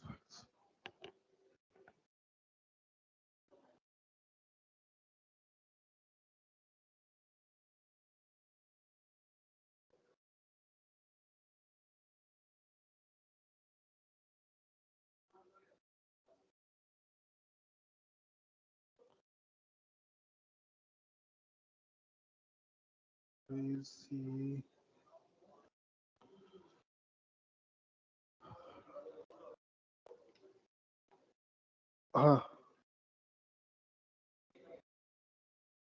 Production energy. Now, if you want to see the density profile of the system, okay, so you type 24 for density. Usually you check the density at the NPT, then give the press 0. Okay, press enter. You will see the density profile, the average density and the other statistics. Then to plot this one in GNU plot,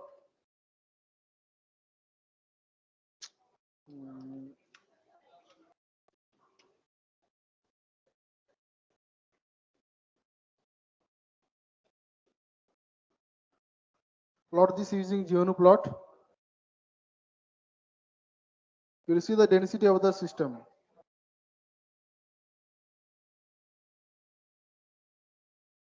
So the x-axis is the time step and y is the density. You will see that the beginning time, the density was very low. Okay, that means the volume was high. Okay. Then at the when the time is elapses, you see the volume is mostly equilibrated. So the density is not changing and it is remain constant all for the system. So these are the some indication of this system that your system is reached equilibrium. Now you can proceed for the next step, that is production run. Okay. So you have already submitted the jobs, I think. All the jobs. Have you submitted this job for as much?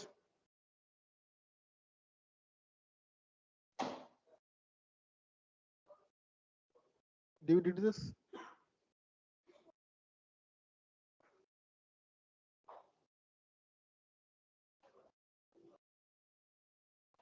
So submit this job. Okay.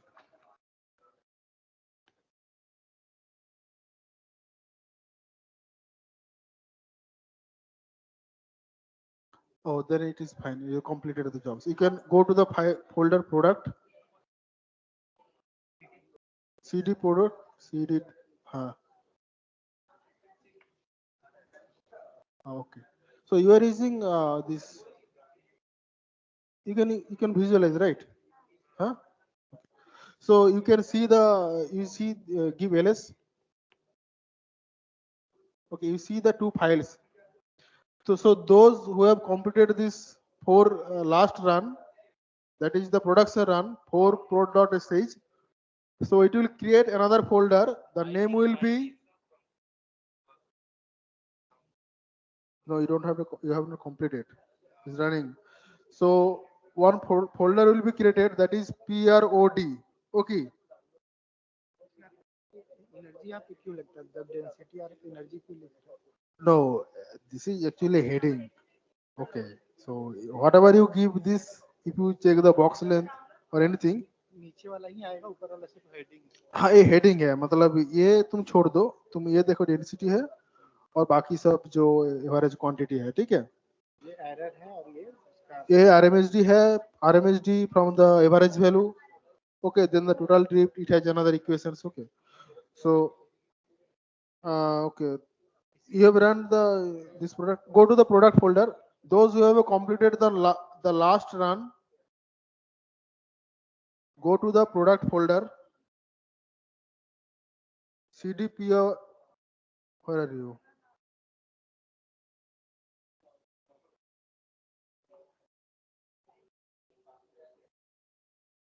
I'll give all the commands. Okay, later.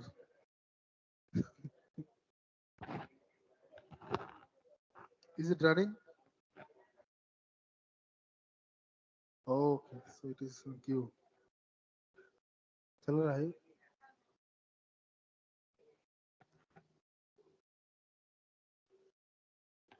Oh, I cannot go this side.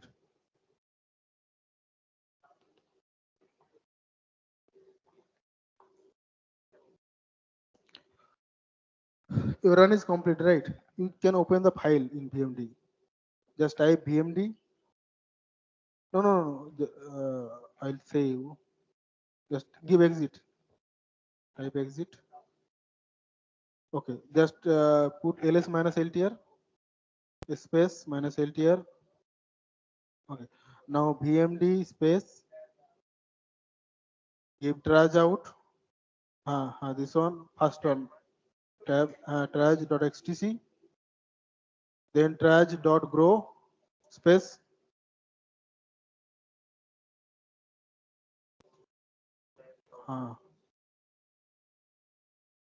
Then give press enter. You will see the VMD will open. Now you can check. You can. Okay, so no, fine. Okay, you can change the visualization state. Go to the graphics, representation. Then change it to. It's not.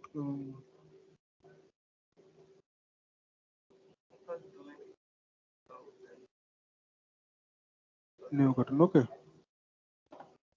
Now you will see that how it is looks like during the simulations.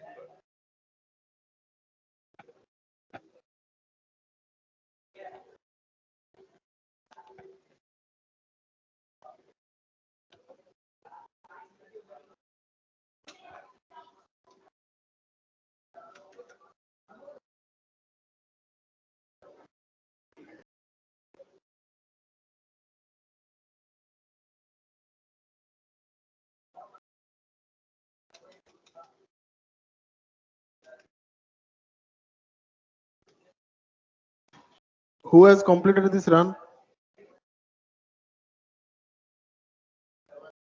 Running.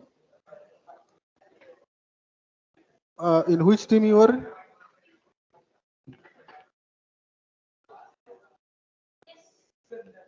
Completed. Oh, then I'll get it. No. I am in your folder. It's not completed. Here is Mina, right? It's not completed.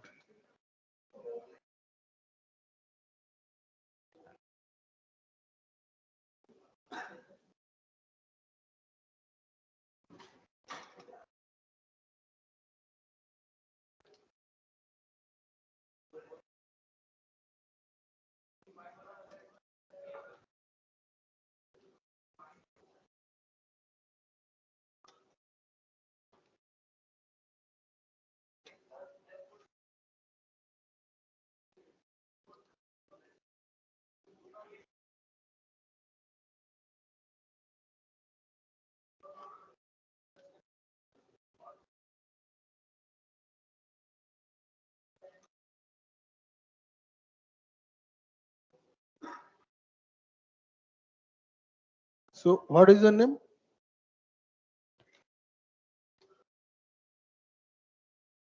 So team 2 is not using, only using 3. That's why they have all the jobs are completed.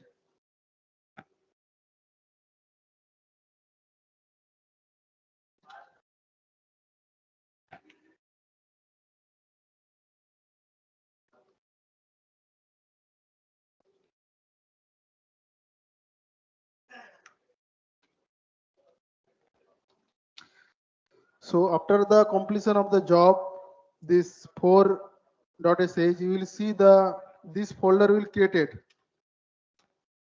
After the submission of the completion of the job, you will see this folder will be created, PROD. Okay. So this is the last final run, and the trajectory will be saved in that folder only. So go inside the folder. You will see 2 files. So I have already written the script. So these are the extracted files.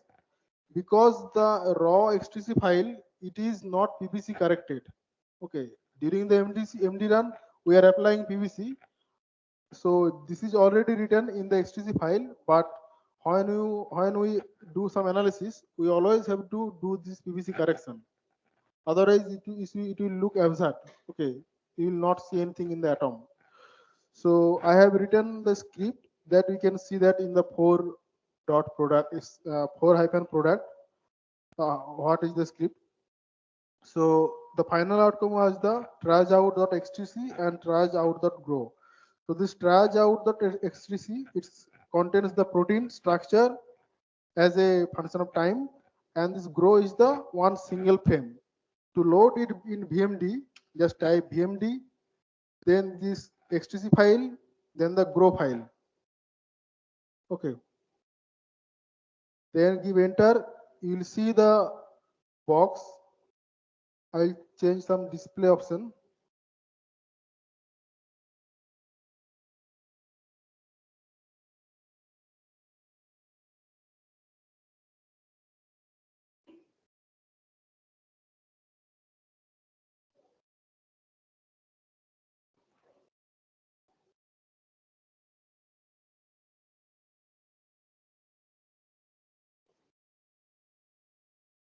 Okay.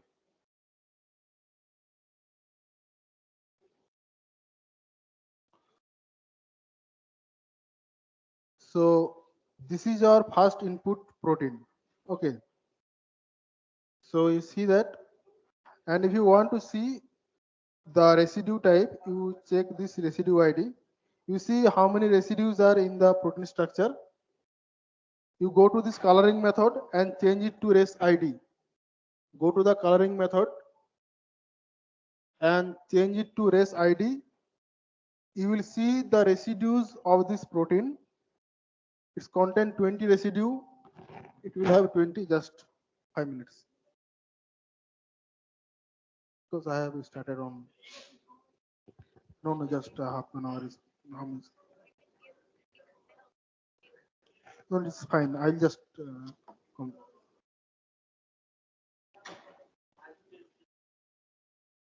no, we don't have. I have to do some analysis that I have not shown. आधा घंटा ठीक है हाँ हाँ okay हाँ अभी just 1 minute ना तुम बोल दो फिर ठीक है तुम रहो यार. So this is the structure. So to see how it's evolved with the time, we just play it. So you will not see any large movement because we're just running 500 picosecond.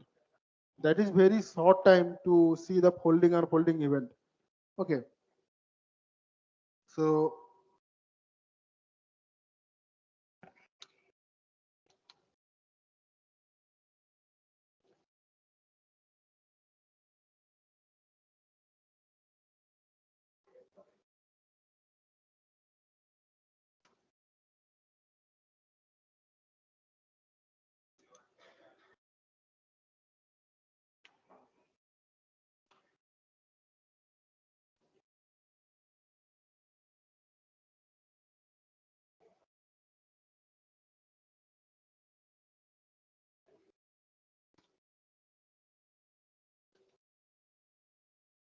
So in my machine, I have already run this simulation for a long time.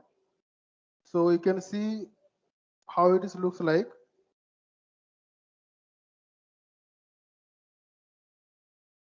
You see, when the time is more, the protein will unfold.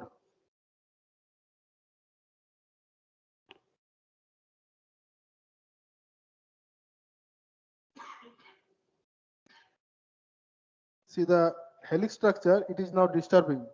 Okay.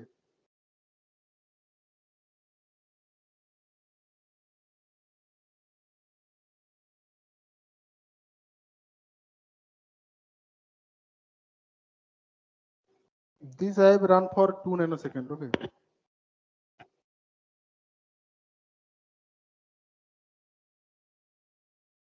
Now see the helix is completely lost. This see.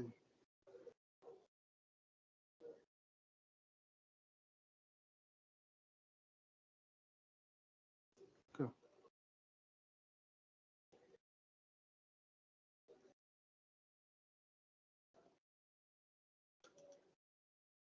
So Sudipta Dutta.